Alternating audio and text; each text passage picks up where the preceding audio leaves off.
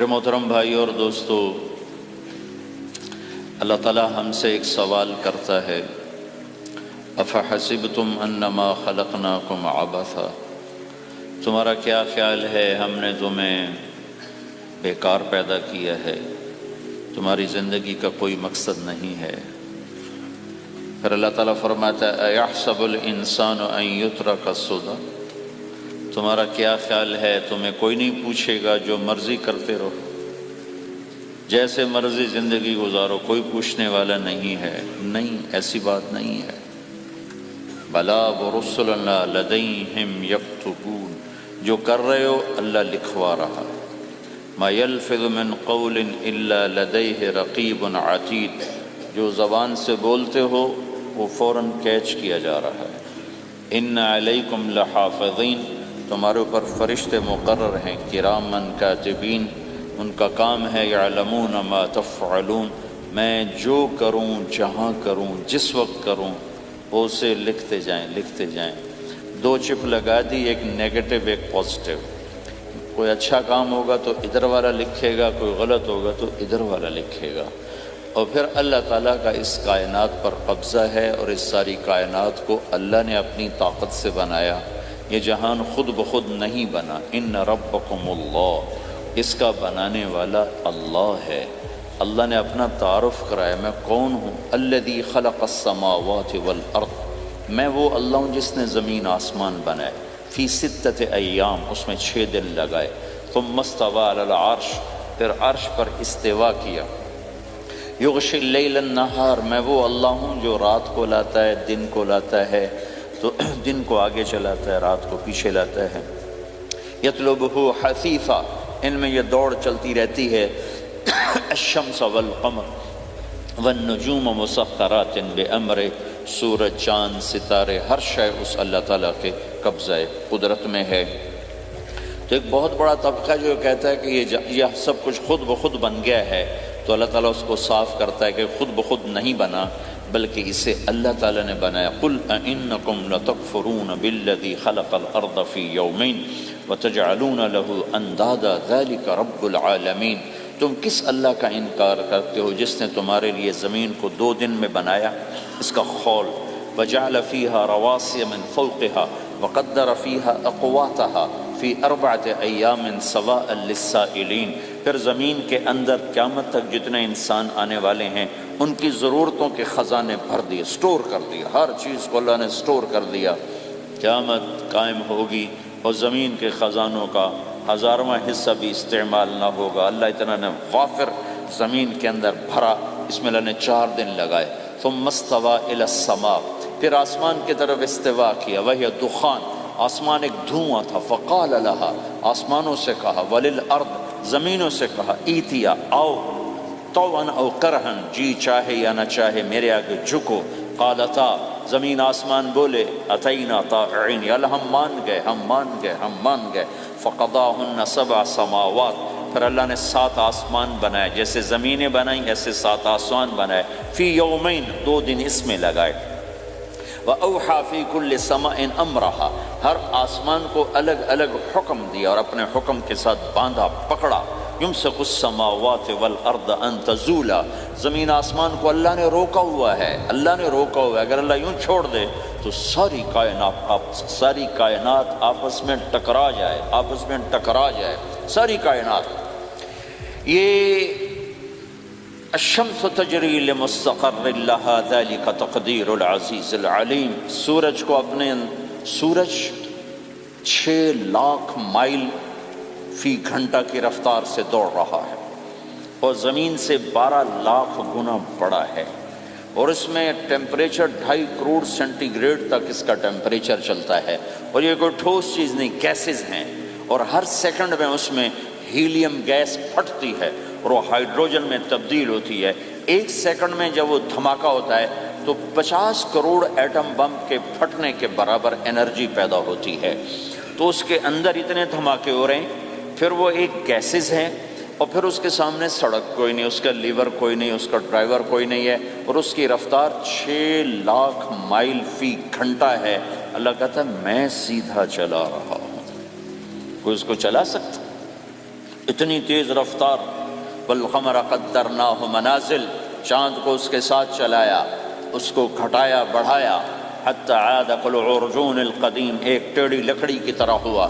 للشمس ينبغي لها ان تدرك القمر، سورج چاند میں ٹکر نہیں، ولا اللیل سابق النہار، دن اور رات میں ٹکر نہیں ہے، اس لیے کہ یہ تیرے رب کا بنایا ہوا نظام ہے۔ وما کان ربک نسیا، اور تیرا رب بھول چوک سے پاک ہے، وہ جو کرتا ہے حق کرتا ہے، جو کرتا ہے سچ کرتا ہے، جس کو روکتا ہے تو حق ہے، جس کو دیتا ہے تو حق ہے، وہ مارتا ہے تو حق ہے، اور زندگی دیتا ہے تو حق ہے، عروج لاتا ہے تو حق ہے، زوال لاتا ہے تو حق ہے۔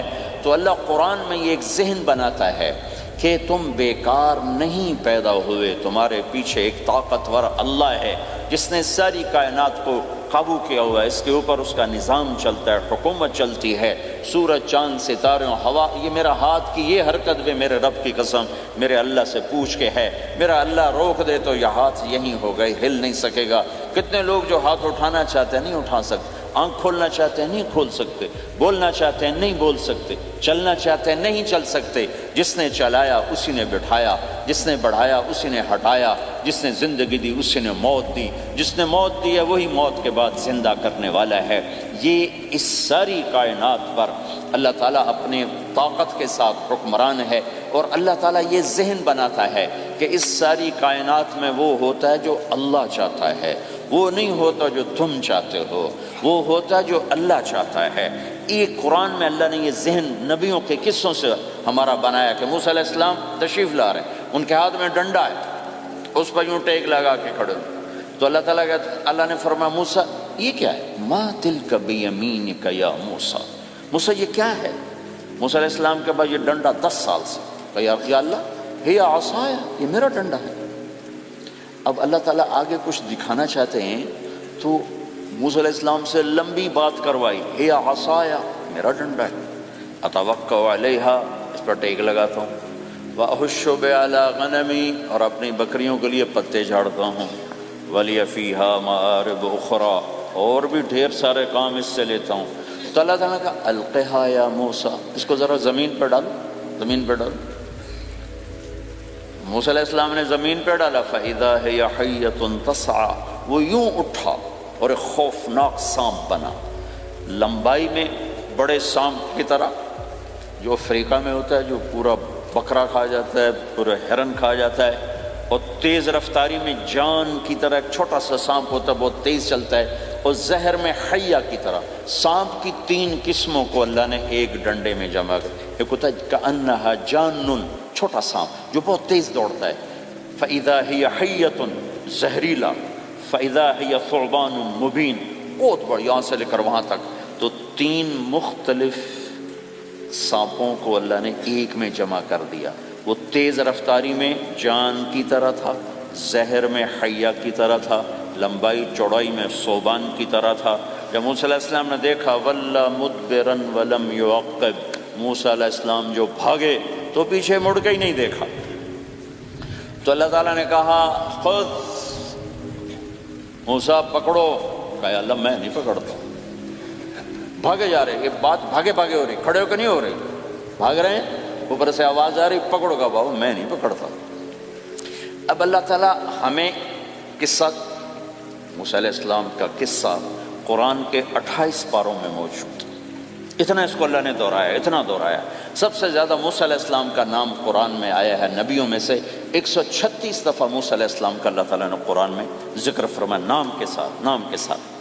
پھر کہا خذھا ولا تخف، موسیٰ پکڑو ڈرو نہیں، سنعیدھا سیرتھا الاولی، واپس ڈنڈا بناؤں گا، کہ یا اللہ میں نہیں پکڑتا، مجھے کھائے گا، مجھے کھائے گا، وہ بھاگے جا رہا ہے۔ آخر اللہ تعالیٰ نے کہا خذ انک من الآمنین، موسیٰ میں گارنٹر ہوں، کچھ نہیں کہے گا، گارنٹی دیتا ہوں۔ اللہ کی گارنٹی پر کھڑے ہوئے، وہ ایسا منہ کھول کے آ رہا ہے، تو اب چلو اللہ تعالیٰ کہتے ہیں پیچھے سے پکڑ لو، دم سے پکڑ لو تو کوئی مسئلہ نہیں تھا، کہ نہیں منہ سے پکڑو۔ اب موسیٰ علیہ السلام نے ایسے اوپر ایک چھوٹا سا کپڑا تھا یوں اوپر کر لیا، تو اللہ تعالیٰ نے کہا یہ کیا کر رہے ہو؟ کہا جی مجھے اس سے ڈر لگ رہا ہے، کہ تیرا ڈر ہی تو نکالنا ہے، کہ یہ کچھ نہیں، سب کچھ تیرے اللہ کا ارادہ ہے۔ تو کچھ نہیں، ورنہ یہ کپڑا تمہیں بچا لے، تمہیں ویسے ہی سارا نکل جائے گا۔ اب وہ آگے آ رہا ہے، موسیٰ علیہ السلام کانپ رہے ہیں اور دیکھ رہے ہیں، کانپ رہے ہیں اور دیکھ رہے ہیں، اور بڑے اب اللہ نے کہا تھا تو ڈرتے ڈرتے ہاتھوں سے یوں، کانپتے کانپتے ہاتھوں سے یوں آگے ہاتھ کیا، اور جو ہی ہاتھ کی انگلیوں نے سانپ کے منہ کو ٹچ کیا تو اللہ نے دوبارہ ڈنڈا بنا کے ہاتھ میں پکڑا تھا، اور ساری دنیا کو یہ پیغام دیا کہ دیکھو میرے بندو، اللہ سب کچھ ہے، لہذا اللہ کی مان کے چلنا۔ سامنے شیطان آئے گا، تمہیں الٹی راہیں دکھائے گا، تو تم اپنے اللہ کو یاد کرنا جس کے ہاتھ میں سارے خزانے ہیں اور طاقت ہے۔ ایک سیکنڈ میں اسے سانپ بنایا، اگلے سیکنڈ میں اسے ڈنڈا بنایا، اور پھر موسیٰ علیہ السلام کے ہاتھ میں پکڑایا، نیا نہیں، وہی جو ان کے پاس تھا وہی ان کو واپس کر کے پوری دنیا کے انسانوں کو اور اس امت کو خاص طور پر اللہ تعالیٰ نے یہ سوچ دی کہ اس کائنات میں ایک طاقت ہے، اللہ، جو سب کچھ کر سکتا ہے، اور اس کے چاہے کو کوئی روک نہیں سکتا اور اس کے روکے کو کوئی کروا نہیں سکتا، وہ اللہ ہے۔ یہ قرآن کے واقعات ہیں۔ حضرت مریم عیسیٰ علیہ السلام کی والدہ کسی غیر مرد کو دیکھا نہیں، اتنا پردے میں ہے، ایک دم ایک نوجوان خوبصورت کمرے میں داخل ہوتا، فتمثل لها بشرا سویا، خوبصورت، تو مریم انی اعوذ بالرحمن منک ان کنت تقیا، اللہ کی پناہ چاہتی ہوں، کون ہو؟ کہ ڈرو نہیں، انما انا رسول ربک، میں مرد نہیں، فرشتہ ہوں، انسان ہوں، تیری کوئی حاجت نہیں، میرے پاس کیا کرنے ہو؟ لأہب لکی غلاما زکیا، اللہ کا ارادہ ہو چکا ہے تمہیں بیٹا دیا جائے۔ کأنہ یکون لی غلام، مجھے کیسے بیٹا ہو سکتا ہے؟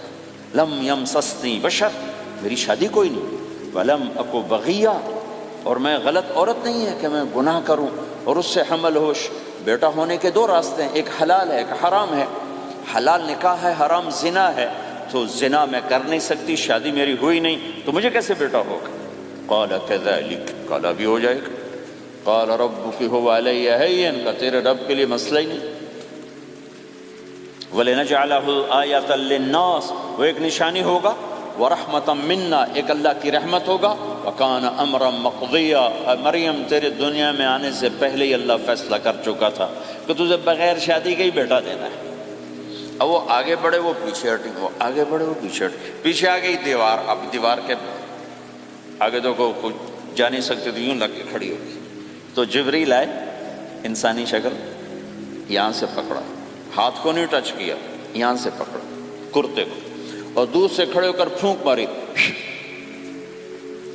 ادھر پھونک پڑی، ادھر 9 مہینے کا حمل تیار ہو، ایک سیکنڈ، ایسا نہیں کہ حمل ٹھہرا پھر 9 مہینے اٹھایا، ایسا نہیں ہوا، فَحَمَلَتُهُ، فا کا لفظ آتا ہے، فَانْتَبَذَتْ، پھر فا کا لفظ آتا ہے، فَأَجَاءَهَا الْمَخَاضُ، پھر فا کا لفظ آتا ہے، فا اور فا، یہ عربی زبان میں کسی کام کے فوراً ہونے کو بتا رہا ہے، فا کا مطلب فوراً کسی کام کے ہونے کی طرف اشارہ ہوتا ہے، تو ادھر پھونک پڑی، ادھر حمل ہوا، ادھر درد ہوا، ادھر وہ بھاگی اور درختوں کے اندر جا کر ایک ٹیک لگائی ایک کھجور کے تنے کے ساتھ، اور جاتے ہی بچہ پیدا ہو گیا، تو وہ روئیں، یا لیتنی مت قبل ھذا وکنت نسیا منسیا، ہائے میں اس سے پہلے مر جاتی، میرا بھولنا بھی لوگ بھول جاتے، اب میں کیا کروں؟ تو جبریل پھر آ گئے، فناداھا من تحتھا، ذرا پردے میں، اب سامنے نہیں آیا، ذرا پردے میں آئے، کیا بچہ پیدا ہو چکا ہے، کوئی بے پردگی نہ ہو، لا تحزنی، ڈرو نہیں، قد جعل ربک تحتک سریا، پر مارا پانی کا چشمہ نکلا ہے، وہزی الیک بجذع النخلہ، اور وہ جو کھجور تھی اس اوپر سے کٹی ہوئی تھی، خشک کھجور تھی، خالی اس کا تنا تھا، تو جبریل نے کہا اس کو ہلاؤ، اس کو ہلاؤ، تو انہوں نے ہلایا تو ساقط علیک رطبا جنیا، تو دیکھے گی کہ یہ کھجور کے اوپر نہ کوئی شاخ ہے، نہ کوئی پھل ہے، نہ کوئی پتا ہے، لیکن جب اس نے ہلایا تو ایک دم تازہ کھجوریں گرنے لگ گئیں، تازہ کھجوریں۔ تو جبریل نے پھر کہا مریم، جو اللہ اس درخت کو بغیر شاخ کے پھل دے رہا ہے تجھے بغیر مرد کے بیٹا دے رہا ہے، کلی وشربی وقری عینا، کھا پی صاف صوف ہو اور سکون پکڑ، سکون میں آ جا، اور جا بعض شہر کی طرف جا، لوگ آئیں گے کہیں گے تو نے یہ کیا کیا، تو تم نے کہنا ہے انی نذرت للرحمن صوما فلن اکلم اليوم انسیا، بھائی میرا تو روزہ ہے، میں نہیں بول سکتی، اس سے بات کرو، بچے سے بات کرو۔ بنو اسرائیل کا روزہ اتنا سخت تھا کہ صرف کھانے پینے کی پابندی نہیں، بولنے پر بھی پابندی لگا دی گئی۔ وہ سچ بھی بولیں تو ان کا روزہ ٹوٹ جاتا تھا، یہ امت جھوٹ بھی بولے تو روزہ نہیں ٹوٹتا، خراب ہو جاتا ہے، ٹوٹتا نہیں۔ تو فَأَتَتْ بِهِ قَوْمَهَا تَحْمِلُهُ، بچہ ہاتھ میں، اور آئیں بعض شہر میں، قَالُوا يَا مَرْيَمُ لَكَ جِئْتِ شَيْئًا فَرِيًّا، شور مچ گیا، مریم یہ کیا کیا، یا اخت ہارون، ارے ہارون کی بہن، مَا كَانَ أَبُوكِ امْرَأَ سَوْءٍ، تیرا باپ ایسا نہیں تھا، وَمَا كَانَتْ أُمُّكِ بَغِيًّا، تیری ماں ایسی نہیں تھی، تو نے یہ کیا کیا، تو انہوں نے یوں کیا۔ اس کا مطلب تھا روزہ، اور اس کا مطلب تھا اس سے بات کرو۔ فَأَشَارَتْ إِلَيْهِ قَالُوا كَيْفَ نُكَلِّمُ مَنْ كَانَ فِي الْمَهْدِ صَبِيًّا، کہنے لگے مریم تو اتنی بے وقوف ہے کہ تجھے اپنے گناہ چھپانے کا طریقہ بھی نہیں آیا، تو کہتی میرا نکاح ہو گیا ہے، تو کہتی زکریا علیہ السلام نے چپکے سے میری شادی کر دی ہے، تو اپنا گناہ چھپانے کے لیے کہتی بچے سے بات کرو۔ کبھی بچہ بھی بولا، اور شور مچا ہوا ہے کہ ایک دم یہ آدھے پونے گھنٹے کا بچہ، اس کی آواز بلند ہوئی اور اس لاؤڈ سپیکر سے اوپر چلی گئی، پورے شہر گونج اٹھا، قال انی عبد اللہ، لوگو سنو میں اللہ کا بندہ ہوں، آتانی الکتاب، مجھے اللہ نے کتاب دی، وجعلنی نبیا، مجھے اللہ نے نبی بنایا، وجعلنی مبارکا، مجھے اللہ نے برکت والا بنایا، اینما کنت، میں جہاں بھی ہوں گا، واوصانی بالصلاۃ والزکاۃ ما دمت حیا، اور میرے رب نے مجھے کہا نماز پڑھنی ہے، زکوٰۃ دینی ہے، وبرم بوالدتی، اور میرے رب نے مجھے کہا ہے کہ میں اپنی ماں کی خدمت کروں، فرما بردار بنوں،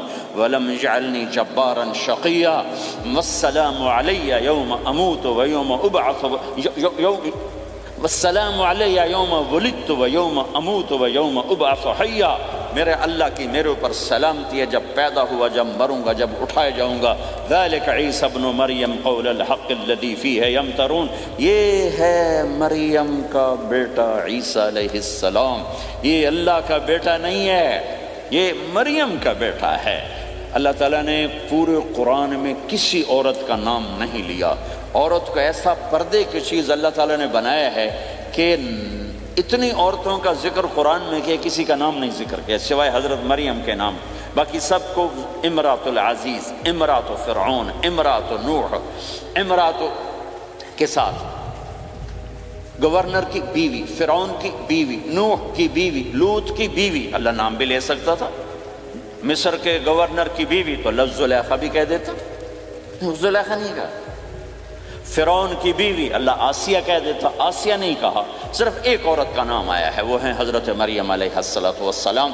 حضرت مریم کا نام اللہ نے اس لیے واضح کیا کہ ایک بہت بڑے طبقے نے اللہ پہ الزام لگایا کہ عیسیٰ علیہ السلام اللہ کا بیٹا ہے، تو اللہ تعالیٰ نے کہا نہیں، اللہ کا نہیں، مریم کا بیٹا ہے، اللہ کا نہیں، مریم کا بیٹا ہے۔ متخذ صاحبۃ ولا ولدا، نہ میری کوئی بیوی ہے نہ بچہ ہے، لم یکن لہ شریک فی الملک، نہ کہ اس کا شریک ہے، ولم یکن لہ ولی من الذل، نہ کہ اس کا مددگار ہے، فکبرہ تکبیرا، اس ایک اللہ کی کبریائی بڑائی کے گن گا، گیت گا، دل میں بٹھا، دل میں بٹھا، دل میں بٹھا، تاکہ سارا وجود اس کے آگے ڈھلتا جائے، چلتا جائے۔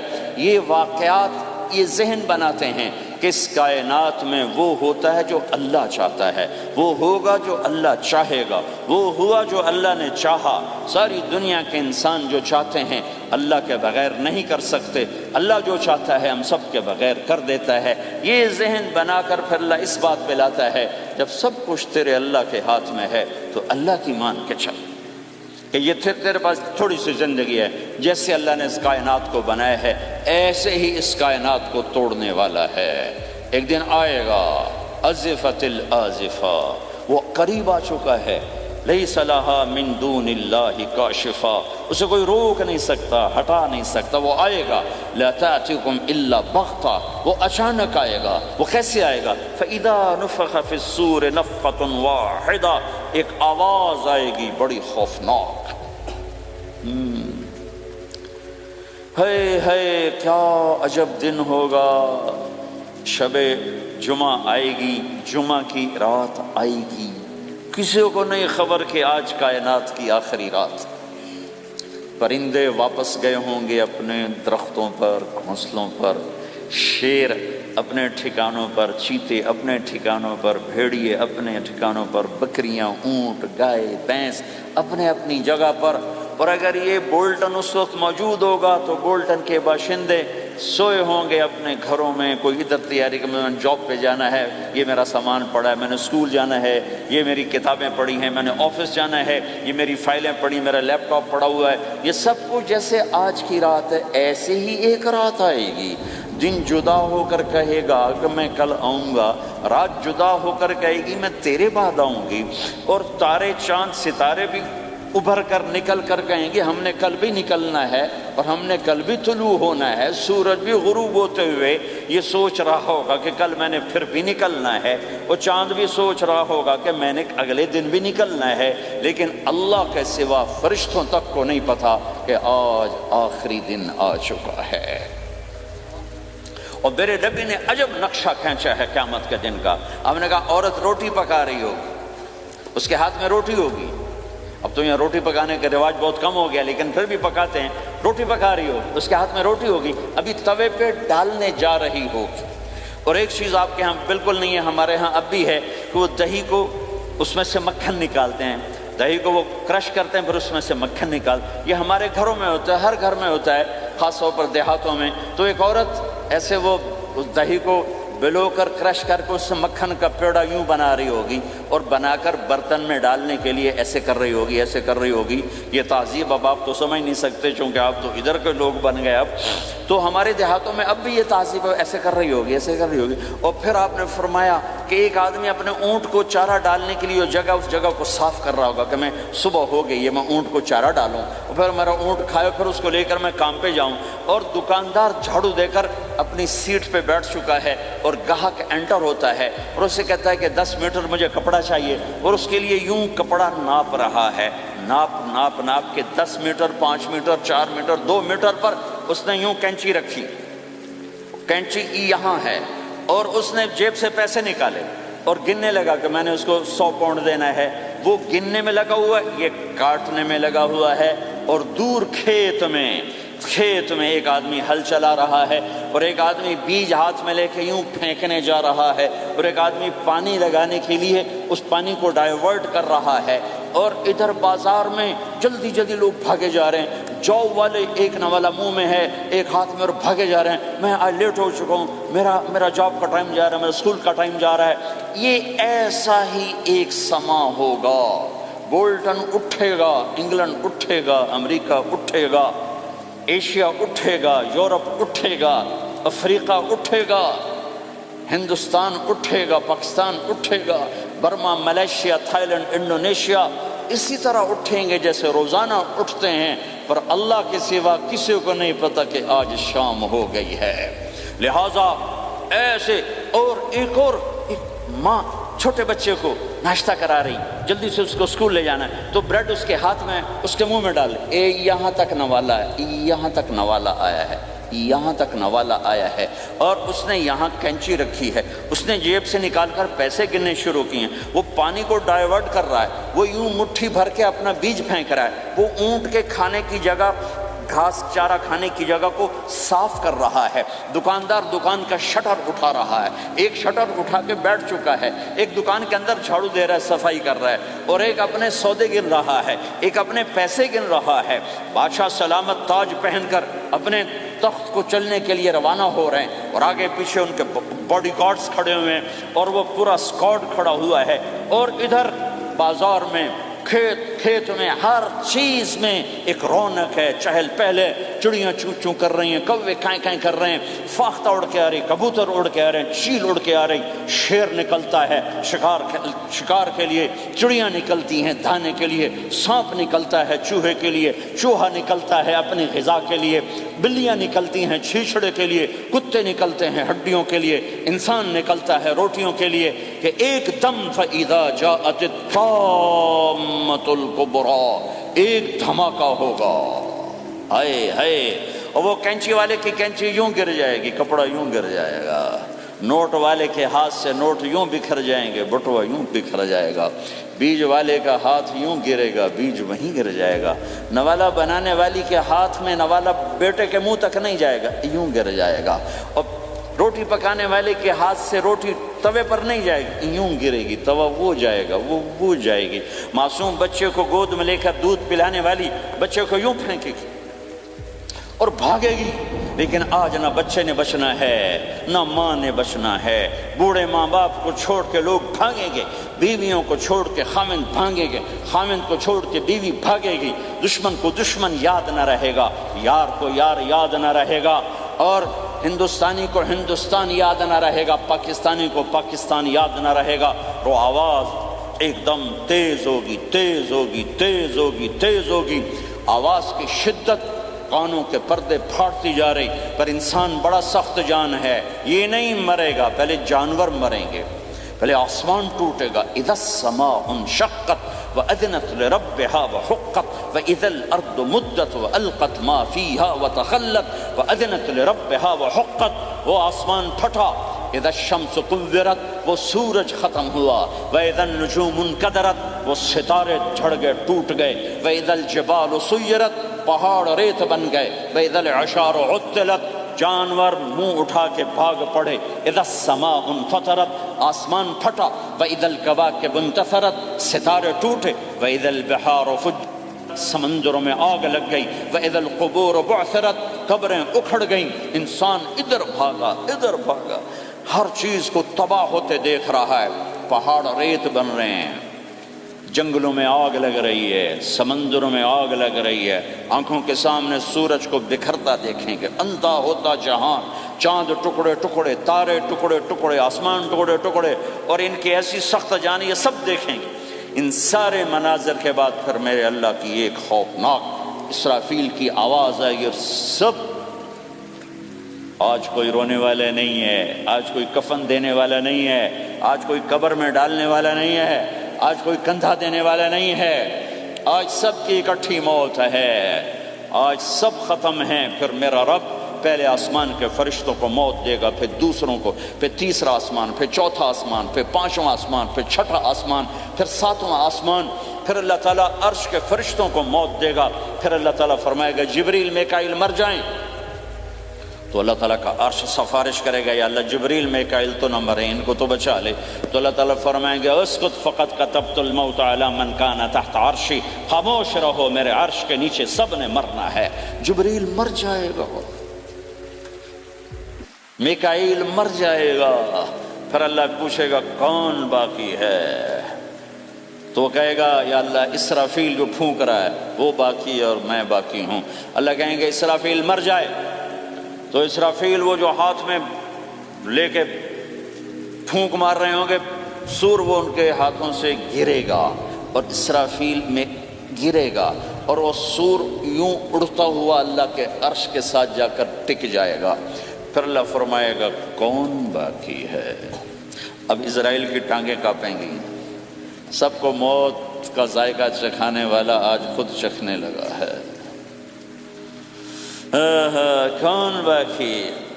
یوں دھڑ دھڑ دھڑ دھڑ دھڑ دھڑ ٹانگیں، یا اللہ بس اب تو تیرا یہ غلام باقی ہے، باقی تو سب اتر گئے موت کے گھاٹ۔ تو میرا اللہ تعالیٰ کہے گا مت فَإِنَّكَ خَلْقٌ مِّن خَلْقِ، تو بھی مر جا، تو بھی میری ایک مخلوق ہے۔ او میرے بھائیو، اس مٹ جانے والی دنیا کے پیچھے اللہ کو ناراض نہ کرو، اس کی عزت بھی دھوکہ ہے، اس کی شہرت بھی دھوکہ ہے، اس کی دولت بھی دھوکہ ہے، اس کی حکومت بھی دھوکہ ہے، اس کا عروج بھی دھوکہ ہے، اس کا زوال بھی دھوکہ ہے، اس کی عزت بھی دھوکہ ہے، اس کی ذلت بھی دھوکہ ہے، اس کا مال بھی دھوکہ ہے، اور اس کا فخر غربت بھی دھوکہ ہے، اس کی زندگی بھی دھوکہ ہے، سب نظروں کا فریب ہے۔ حضرت علی کا فرمان ہے الناس النیام اذا ما تنتبہ، لوگ سوئے ہوئے ہیں، جب موت آئے گی تو آنکھ کھل جائے گی۔ گھاٹے کا سودا کر کے نہ مرو، گھاٹے کا سودا کر کے نہ مرو، اللہ کو ناراض کر کے نہ مرو، سب چھوڑ کے جانے والے ہیں، سب چھوٹنے والا ہے، لہذا اللہ کو ساتھ لے لو، اللہ کو ساتھ لے لو، اللہ کو ساتھ لے لو۔ سب کو مارنے کے بعد میرا اللہ کہے گا من کان لی شریکن فلیات، کوئی ہے میرے سامنے تو آؤ، من کان لی شریکن فلیات، کوئی ہے میرے مقابلے میں تو آؤ، من کان لی شریکن فلیات، کوئی ہے میری ٹکر کا تو آؤ، 3 دفعہ 3 دفعہ۔ پھر اللہ زمین آسمان کو ایک جھٹکا دے گا، پھر کہے گا انا الملک، میں بادشاہ ہوں، پھر دوسرا جھٹکا دے گا، پھر کہا انا القدوس السلام المومن، میں ہوں قدوس السلام مومن، پھر تیسرا جھٹکا دے گا، پھر کہے گا انا المہیمن العزیز الجبار المتکبر، میں ہوں متکبر جبار عزیز مہیمن۔ پھر اللہ تعالیٰ کہے گا این الملوک، بادشاہ کہاں؟ این الملوک، بادشاہ کہاں ہے؟ این المتکبرون، وہ تکبر کرنے والے کہاں ہیں؟ این الجبارون، ظالم کہاں ہیں؟ این المتکبرون، تکبر والے کہاں ہیں؟ کوئی ہو تو جواب دے۔ پھر اللہ تعالیٰ کہے گا لمن الملک اليوم، آج کون ہے بادشاہ، آج کس کی ہے بادشاہی؟ کوئی جواب دینے والا ہے ہی نہیں، تو اللہ خود کہے گا للہ الواحد القہار، آج اکیلے اللہ کی بادشاہ، آج بھی اسی کی ہے، آج بھی اسی کی ہے، پیچھے بھی اس کی تھی، آگے بھی اس کی ہے۔ للہ الامر من قبل ومن بعد، للہ الامر من قبل ومن بعد، ان الحکم الا للہ، الخلق والامر واللیل والنہار وما سکن فیہما للہ وحدہ، ان العزت للہ جميعا قل ان الامر كله للہ، للہ ما فی السماوات وما فی الارض وَإِن تُبْدُوا مَا فِي أَنفُسِكُمْ أَوْ تُخْفُوهُ يُحَاسِبْكُمْ بِهِ اللَّهُ لَهُ مَا فِي السَّمَاوَاتِ وَمَا فِي الْأَرْضِ وَمَا بَيْنَهُمَا وَمَا تَحْتَ الثَّرَى وَإِن تَجْهَرْ بِالْقَوْلِ فَإِنَّهُ يَعْلَمُ السِّرَّ وَأَخْفَى۔ وہ کون ہے؟ اللہ۔ وہ کیسا ہے؟ لا الہ الا ہو۔ صفات کیسی ہیں؟ لہ الاسماء الحسنی۔ یہ میرے رب کا پیغام ہے پوری دنیا کے انسانوں کے لیے کہ یہ دنیا امتحان کی جگہ ہے، نہ اپنی مرضی سے آئے ہو، نہ اپنی مرضی سے مرتے ہو، نہ اپنی مرضی سے جیتے ہو، نہ اپنی مرضی سے جاتے ہو۔ لہٰذا اس 4 دن کی زندگی میں تمہیں ٹیسٹ میں ڈالا گیا ہے۔ اللہ کو راضی کرتے ہو، شیطان کو راضی کرتے ہو، اللہ کو مناتے ہو، شیطان کے پیچھے چلتے ہو، اللہ کو مناتے ہو، اپنی طبیعت اور اپنی طبیعت کے غلام بنتے ہو۔ یہ میرا اور آپ کا امتحان ہے۔ لا الہ الا اللہ میں ایگریمنٹ ہے، یا اللہ تیری مان کے چلیں۔ لا الہ الا اللہ ایگریمنٹ ہے، یا اللہ تیری مان کے چلیں۔ کیسے تیری مان کے چلیں گے؟ اگلا حصہ ہے محمد الرسول اللہ، تیرے حبیب کے طریقے پر چلیں گے۔ اللہ کو راضی کرنے کا ایک ہی راستہ ہے، عرب کے لیے، عجم کے لیے، کالے کے لیے، گورے کے لیے، سید کے لیے، قریشی کے لیے، ہاشمی کے لیے، پٹھان کے لیے، راجپوت کے لیے، گجراتی کے لیے، ملائی کے لیے، تھائی کے لیے، انڈین کے لیے، سب کے لیے ایک راستہ ہے، ایک راستہ ہے، ایک راستہ ہے، وہ ہے محمد الرسول اللہ۔ جب آپ معراج پہ گئے تو آپ نے کہا یا اللہ، آپ نے ابراہیم کو خلیل بنایا اور موسیٰ کو کلیم بنایا اور داود کو لوہا نرم کر کے دیا، سلیمان کو ہوا تابع کر کے دی، اور عیسیٰ علیہ السلام کے لیے مردے زندہ کیے، میرے لیے کیا ہے؟ تو اللہ تعالیٰ نے فرمایا اولیس قد آتیتک افضل من ذلک کلہ، میرے محبوب میں نے آپ کو وہ دیا ہے جو کسی کو نہیں دیا۔ وہ کیا دیا ہے کہ اللہ ذکرت الا ذکرت معی، قیامت تک تیرا میرا نام اکٹھا رہے گا، الگ نہیں ہو سکتا، ایسے رہے گا۔ لا الہ الا اللہ محمد رسول اللہ، لا الہ الا اللہ میں 12 حرف ہیں، 12، محمد رسول اللہ میں 12 حرف ہیں۔ لا الہ الا اللہ 12 حرفوں سے بنا ہے، لام اور الف، یہ اس کو گنو تو 12 بنتے ہیں، پھر میم اور ہا اور میم اور دال کو آگے تک گنو تو 12 بنتے ہیں، ادھر بھی 12 ادھر بھی 12۔ پھر حرف کی 2 قسمیں ہیں، ایک نقطے والے، ایک بغیر نقطے والے۔ نقطے والے حرف کمزور ہوتے ہیں، بغیر نقطے والے حرف طاقتور ہوتے ہیں، کہ نقطے والا حرف اپنا مطلب بنانے کے لیے نقطے کا محتاج بن جاتا ہے، اور جو بغیر نقطے والا ہوتا ہے وہ اپنا مطلب بتانے کے لیے نقطے کا محتاج نہیں ہوتا۔ جیم کمزور ہے، ہا طاقتور ہے۔ ہا کو اپنا مطلب بتانے کے لیے نقطے کی ضرورت نہیں، جیم کو خا کو اپنا مطلب بتانے کے لیے نقطے کی ضرورت ہے۔ سین طاقتور ہے، شین کمزور ہے، کہ شین کو اپنا مطلب بتانے کے لیے 3 نقطوں کی ضرورت ہے، سین کو اپنا مطلب بتانے کے لیے کسی نقطے کی ضرورت نہیں ہے۔ الف طاقتور ہے، با کمزور ہے، تا کمزور ہے، ہا طاقتور ہے، جیم کمزور ہے، خا کمزور ہے، دال طاقتور ہے، را طاقتور ہے، زا کمزور ہے، سین طاقتور ہے، شین کمزور ہے، صاد طاقتور ہے، ضاد کمزور ہے، تا طاقتور ہے، غا کمزور ہے۔ یہ میں آپ کو حروف کی بات بتا رہا ہوں۔ جب میرے اللہ نے اپنا کلمہ بنایا، پہلے اپنا نام منتخب کیا اللہ، تو اس میں کوئی حرف نقطے والا نہیں آیا، ٹھیک ہے؟ اللہ کوئی نقطے والا حرف ہے؟ پھر اللہ نے اپنے نبی کا نام بنایا محمد، کوئی نقطے والا حرف ہے؟ پھر نام بنایا احمد، کوئی نقطے والا حرف ہے؟ پھر جب کلمہ بنایا تو کلمہ ان حرفوں سے بنایا جس میں کوئی نقطے والا حرف نہیں ہے۔ لا الہ الا اللہ محمد الرسول اللہ۔ سارے خزانے اللہ کے ہاتھ میں، ساری عزتیں بلندیاں اللہ کے ہاتھ میں، جانے کا راستہ محمد الرسول اللہ، پہنچنے کا راستہ محمد الرسول اللہ، لینے کا راستہ محمد الرسول اللہ، جہنم سے بچنے کا راستہ محمد الرسول اللہ، جنت میں جانے کا راستہ محمد الرسول اللہ، دنیا کی برکتیں عزتیں سمیٹنے کا راستہ محمد الرسول اللہ، ذلتوں پستیوں سے بچنے کا راستہ محمد الرسول اللہ۔ میرے حبیب جنت کے لیے چابی ہیں، جہنم کے لیے تالا ہیں، عزت کے لیے چابی ہیں، ذلتوں کے لیے تالا ہیں، محبتوں کے لیے چابی ہیں، نفرتوں کے لیے تالا ہیں، اللہ کی رضا کے لیے وہ چابی ہیں، اور اللہ کی ناراضگی کا وہ تالا ہیں۔ جو محمدی بن گیا، جو محمد مصطفیٰ صلی اللہ تعالی وسلم کی سیرت میں، ظاہر میں، باطن میں ڈل گیا، اللہ کا محبوب بن گیا، اللہ نے اپنا بنا لیا۔ ابو لہب قریشی، ہاشمی، سید، اور اللہ نے کہا تبت یدا ابی لہب وتب، ابو لہب برباد ہو گیا۔ بلال حبشی کا بیٹا، غلام کا بیٹا، کالے کا بیٹا، لیکن میرے نبی نے فرمایا جب میں جنت میں جاؤں گا تو میری سواری کی رسی بلال کے ہاتھ میں ہوگی، جو میرے میں ساتھ چلے گا، میرے ساتھ چلے گا، اور اس دن تم بلال کی شان دیکھنا، سید قریشی سب دیکھتے رہ جائیں گے، اور ایک غلام سب سے بازی لے جائے گا کہ جب سارے جنتی جنت کے دروازوں پر اکٹھے ہوں گے تو ایسے جنت کے 8 گیٹ ہیں، وہ سارے بند ہوں گے، سب بند ہوں گے، تو کہیں گے اندر کیسے جائیں؟ تو کہیں گے چلو آدم علیہ السلام سے بات کرتے ہیں، آدم علیہ السلام سے عرض کریں گے جناب ابا جان، دادا جان، دروازہ تو کھلوائیں۔ وہ کہیں گے بچوں میں نے تمہیں نکالا تھا، میں ڈال نہیں سکتی، جاؤ بھائی کسی اور سے بات کرو۔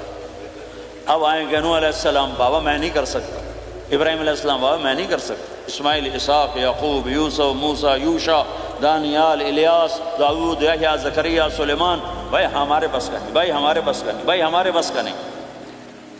سب سے آخر میں آئیں گے عیسیٰ علیہ السلام کے پاس۔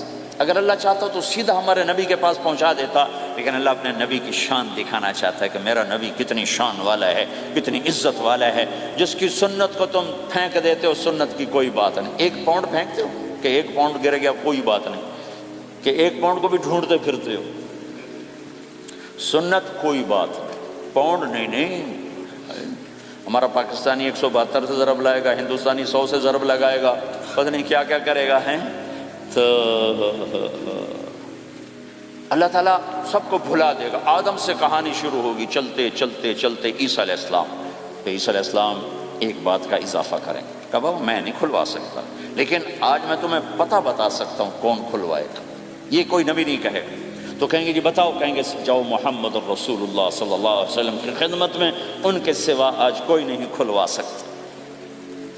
سارا مجمع آئے گا، یا رسول اللہ، یا حبیب اللہ، یا نبی اللہ، تھک گئے ہم، جنت کے دروازے بند ہیں، دروازہ کھلوائیں، تو آپ کہیں گے انا لہو، ہاں میں ہی کھلواؤں گا، میں ہی کھلواؤں گا۔ پھر آپ نے فرمایا میں سب کے سامنے سجدہ کروں گا اللہ تعالیٰ کو، پھر اللہ تعالیٰ اپنی تعریف کا مجھے الہام کرے، میں اللہ کی تعریف کروں گا، جو ابھی مجھے بھی نہیں پتا کیا تعریف کروں گا، اس وقت اللہ تعالیٰ مجھے عطا کرے گا۔ پھر میرا اللہ کہے گا یا حبیبی یا محمد ارفع رأسک سل تعطا اشفع تشفع، اے میرے حبیب، اے میرے محبوب، سر اٹھا، سوال کر، پورا ہوگا، سفارش کر، مانی جائے گی۔ تو ہمارے نبی کہیں گے اللہ جنت کا دروازہ کھول، تو اللہ تعالیٰ فرمائیں گے اوپننگ سیریمنی تجھ سے ہوگی، تو اوپننگ کرے گا پھر کھلے گا، ایسے نہیں کھل سکتا۔ تو کہ میں تیار ہوں۔ تو جنت سے ایک سواری آئے گی اڑتے ہوئے اور ہیلی کاپٹر کی طرح لینڈ کرے گی اللہ کے نبی کے سامنے، تو آپ اس کے اوپر ایسے بیٹھ جائیں گے، تو اس کی جو رسی ہوتی ہے جس سے اس کو چلایا جاتا ہے وہ رسی ایسے نیچے گر جائے گی۔ رسی کے نیچے گرنے کا مطلب ہے کہ اس سواری کو اللہ کے نبی نے خود نہیں چلانا، کوئی اور آئے گا جو رسی پکڑ کے چلے گا۔ اب اللہ کے نبی کی سواری کی رسی پکڑ کے چلنا یہ کوئی چھوٹا آنر تو ہے نہیں، لہٰذا سب یوں دیکھیں گے بھئی، چونکہ وہ خالی اس سے سب کو پتہ چل جائے گا کہ کوئی آئے گا، ورنہ اللہ کے نبی کے ہاتھ میں رہتی ایسے گئی، تو لہٰذا سب ایسے گئے، کون کون کون کون آئے گا بھائی، کون آئے گا بھائی؟ شاید ابو بکر آئیں، یہ تو اپنی طرف سے کہہ رہا ہوں، شاید عمر آئیں، عثمان آئیں، علی آئیں، نہیں بیٹے آئیں گے، حسن حسین آئیں گے، کتنے سوال اٹھ سکتے، جعفر آئیں گے، حمزہ آئیں گے، عباس آئیں گے، سب اس حیرانی میں ہوں گے، اور سب کی نظریں ایسے ایسے ہوں گی کہ میرے اللہ کا فرمان ہوگا بلال حبشی کو لایا جائے، یہ رسی اس کو پکڑائی جائے۔ بلال رضی اللہ تعالیٰ عنہ اللہ کے نبی کی سواری کی رسی پکڑ کر چلیں گے، اور آپ نے فرمایا میں سب سے پہلے جنت کے دروازے پر دستک دوں گا، فَأُقَعْقِعَهَا فَيُفْتَحُ لِي، میرے لیے دروازے پر دستک دوں گا تو اندر سے آواز آئے گی، کون؟ میں کہوں گا محمد الرسول اللہ۔ وہ کہیں گے یا رسول اللہ حکم تھا آپ کے بغیر دروازہ نہ کھلے، میں کھولوں، میرے لیے کھلے گا، میں اندر جاؤں گا۔ تو آپ نے فرمایا میرے ساتھ میری امت کے غریب لوگ پہلے میرے ساتھ جنت میں داخل ہوں، میری امت کے غریب لوگ پہلے میرے ساتھ جنت میں داخل ہوں۔ پھر آپ نے ایک عجیب بات فرمائی کہ میں دیکھوں گا کچھ عورتیں مجھ سے آگے نکل جائیں گی، کچھ عورتیں مجھ سے آگے نکل جائیں گی، تو میں ان کو حیران ہو کر پوچھوں گا تم کون ہو جو اپنے نبی سے آگے جا رہی ہو؟ وہ کہیں گے یا رسول اللہ ہم وہ ہیں جو جوانی میں بیوہ ہو گئے اور اپنے بچوں کی خاطر دوسری شادی نہ کی، ان کی تربیت کے لیے دوسری شادی نہ کی، اور اپنے جذبات کو سینے میں دبا کے سو گئیں، ہم وہ ہیں۔ تو اللہ کے نبی نے فرمایا وہ مجھ سے بھی آگے گزر کے جائیں گی۔ ہمارے معاشرے میں کوئی بچی بیوہ ہو جائے، طلاق ہو جائے تو وہ ایک بوجھ بن جاتی، بوجھ بن جاتی۔ تو میرے نبی نے فرمایا تمہیں وہ صدقہ بتاؤں جس سے بڑھ کر کوئی صدقہ ہی نہیں ہے؟ کیا آپ نے فرمایا کہ میں تمہیں وہ صدقہ بتاؤں جس سے بڑھ کے کوئی صدقہ نہیں ہے؟ تو انہوں نے کہا جی وہ کیا؟ قال الابنۃ المردودہ، جس کی بیٹی کو طلاق ہو گئی یا جوانی میں بیوہ ہو گئی اور لوٹ کے ماں باپ کے پاس آ گئی، اس پہ خرچ کرنا سب سے بڑا صدقہ ہے۔ چونکہ ماں باپ بھی تنگ پڑ جاتے ہیں اور بھائی تو پہلے ہی کہتے ہیں کہاں مصیبت سر پہ آ پڑی ہے، تو میرے نبی نے اس کو کور کرنے کے لیے، کیونکہ زندگی تو حادثات کا نام ہے، ہوتے رہتے ہیں، تو میرے نبی نے فرمایا سب سے اعلیٰ درجے کا صدقہ ہے اس بچی پہ خرچ کرنا جو طلاق ہو کے گھر واپس آ جائے یا بیوہ ہو کے گھر واپس آ جائے، اس پہ خرچ کرنا سب سے اعلیٰ درجے کا خرچ ہے۔ تو ان کی یہ قربانی کہ وہ اللہ کے نبی نے فرمایا مجھ سے بھی آگے جا رہی ہوں۔ آپ نے فرمایا جنت کی چابی میرے ہاتھ میں ہے، اللہ کا جھنڈا میرے ہاتھ میں ہے، کوئی نبی جنت میں جا نہیں سکتا جب تک میرا قدم نہ پڑ جائے، اور کوئی امت جنت میں جا نہیں سکتی جب تک میری امت نہ چلی جائے۔ تو بھائیو اللہ کے خزانوں تک پہنچنے کا راستہ ہے محمد الرسول اللہ، اور چونکہ قیامت تک آپ نے نمونہ بننا تھا تو اللہ نے اپنے نبی کی زندگی کی ہر شے محفوظ کر دی، کوئی چیز چھپی نہیں ہے۔ آپ کے جسم مبارک سے نکلا ہوا ہر عمل 1435واں سال شروع ہو چکا ہے، محفوظ ہے، مکتوب ہے، موجود ہے۔ کسی نبی کا حلیہ ایسے موجود نہیں جیسے ہمارے نبی کا حلیہ موجود ہے۔ آپ چلتے کیسے تھے؟ یمشی تکفین، آپ چلتے تھے کہ جیسے کوئی آدمی اوپر سے نیچے آ رہا ہو تو تھوڑا سا آگے جھک کے چلتا ہے، اور آپ چلتے تھے کہ آپ کے پاؤں کا چلنے کا فاصلہ، قدم سے قدم فاصلہ چھوٹا ہوتا تھا اور چال میں تیزی ہوتی تھی، چال میں تیزی، فاصلہ تھوڑا، اس طرح آپ چلتے تھے۔ آپ کے دیکھنے کا انداز کیا تھا؟ یہ جل نظرہ الملاحظہ، یوں دیکھتے تھے، یوں دیکھتے، شرم کی وجہ سے نظر نہیں اٹھاتے تھے مردوں میں بیٹھ کر، کبھی کبھی یوں آنکھ اٹھاتے تھے تو پھر کسی میں جرت نہیں ہوتی تھی کہ آپ کی آنکھوں میں آنکھیں ڈال کے دیکھ سکے، پھر سارے یوں ہو جاتے تھے۔ صرف 2 آدمی آپ کو دیکھ سکتے تھے اس وقت جب آپ کی نظر اوپر ہوتی تھی، تو 2 آدمی آپ کو دیکھ سکتے تھے، ایک ابو بکر اور ایک عمر، بس۔ آپ مسجد میں داخل ہوئے، آپ کے ادھر ابو بکر تھے، ادھر عمر تھے، سامنے مجمع تھا، آپ نے یوں ابو بکر کو پکڑا، یوں عمر کو پکڑا، یوں ان کے دونوں کے ہاتھ پکڑ کا، مجھے دیکھ رہے ہو؟ ہَكَذَا نُحْشَرُ يَوْمَ الْقِيَامَةِ، قیامت کے دن ہم تینوں یوں اٹھائے جائیں گے کہ میرے دائیں طرف ابو بکر ہوگا اور میرے بائیں طرف عمر ہوگا، اور ہم تینوں یوں اپنی قبروں سے نکلیں گے۔ زندگی کی ہر شے کیوں باقی ہے؟ یہ تو میں ادائیں چھوڑو، میرے نبی کی 9 بکریاں تھیں، 1 بکرا تھا، لبے ان کے نام اگر نہ ہوں تو کوئی ہماری شریعت میں فرق پڑتا ہے؟ لیکن میرے نبی کی بکریوں کے نام بھی ہم تک پہنچے۔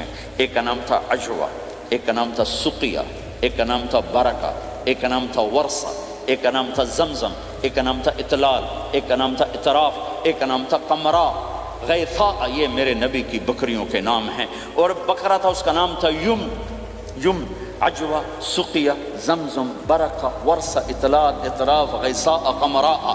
اور اس میں آپ کی بکری قمراء آپ کی زندگی میں مر گئی تھی، اتنی ڈیٹیل بھی موجود ہے۔ آپ کے 2 گدھے تھے، ایک کا نام تھا عفیر، ایک کا نام تھا یعفور۔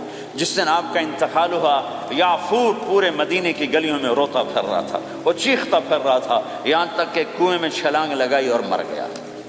آپ کی 4 اونٹنیاں تھیں، عصبہ، شہبہ، جدعا، قصوا۔ اس میں جو آپ کی اونٹنی عصبہ تھی، ادھر آپ کا انتقال ہوا اور ادھر اس نے بیٹھے بیٹھے رونا شروع کر دیا، اور چارہ بھی چھوڑ دیا، پانی بھی چھوڑ دیا، اور بیٹھے بیٹھے بھوکی پیاسی مر گئی، چارہ نہیں کھایا، پانی نہیں پیا۔ آپ کے 2 خچر تھے، ایک کا نام تھا دلدل، ایک کا نام تھا فضہ۔ آپ کے 2 اونٹ تھے، ایک کا نام تھا عسکر، ایک کا نام تھا ثعلب۔ گھوڑے آپ نے بہت رکھے، آئے گئے، ورت، یعصوب، یعقوب، مرتجل، لزاز، طراز، ثقب، سبحہ، ورت، یہ سجل، یہ میرے نبی کے خوبصورت عالی شان گھوڑے ہیں۔ گھوڑوں کے نام بھی ہم تک آئے ہوئے ہیں۔ میرے نبی کا نسب اگر ہمیں نہ معلوم ہو تو ہماری شریعت میں کیا فرق پڑتا ہے؟ لیکن آدم علیہ السلام تک اللہ تعالیٰ نے اپنے حبیب کا نسب پیڑھی کو سلامت رکھا ہوا ہے۔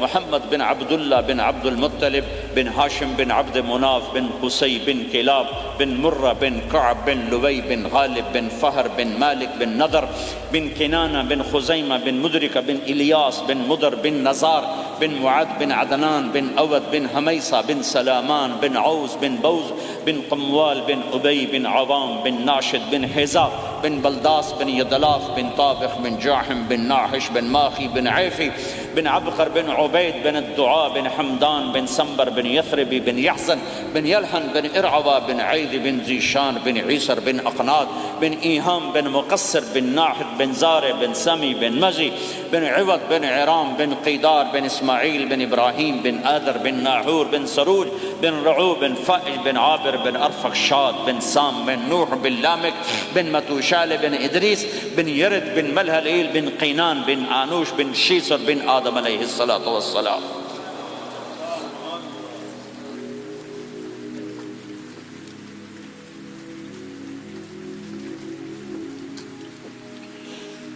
اللہ کا اعلان ہے، جہاں رہو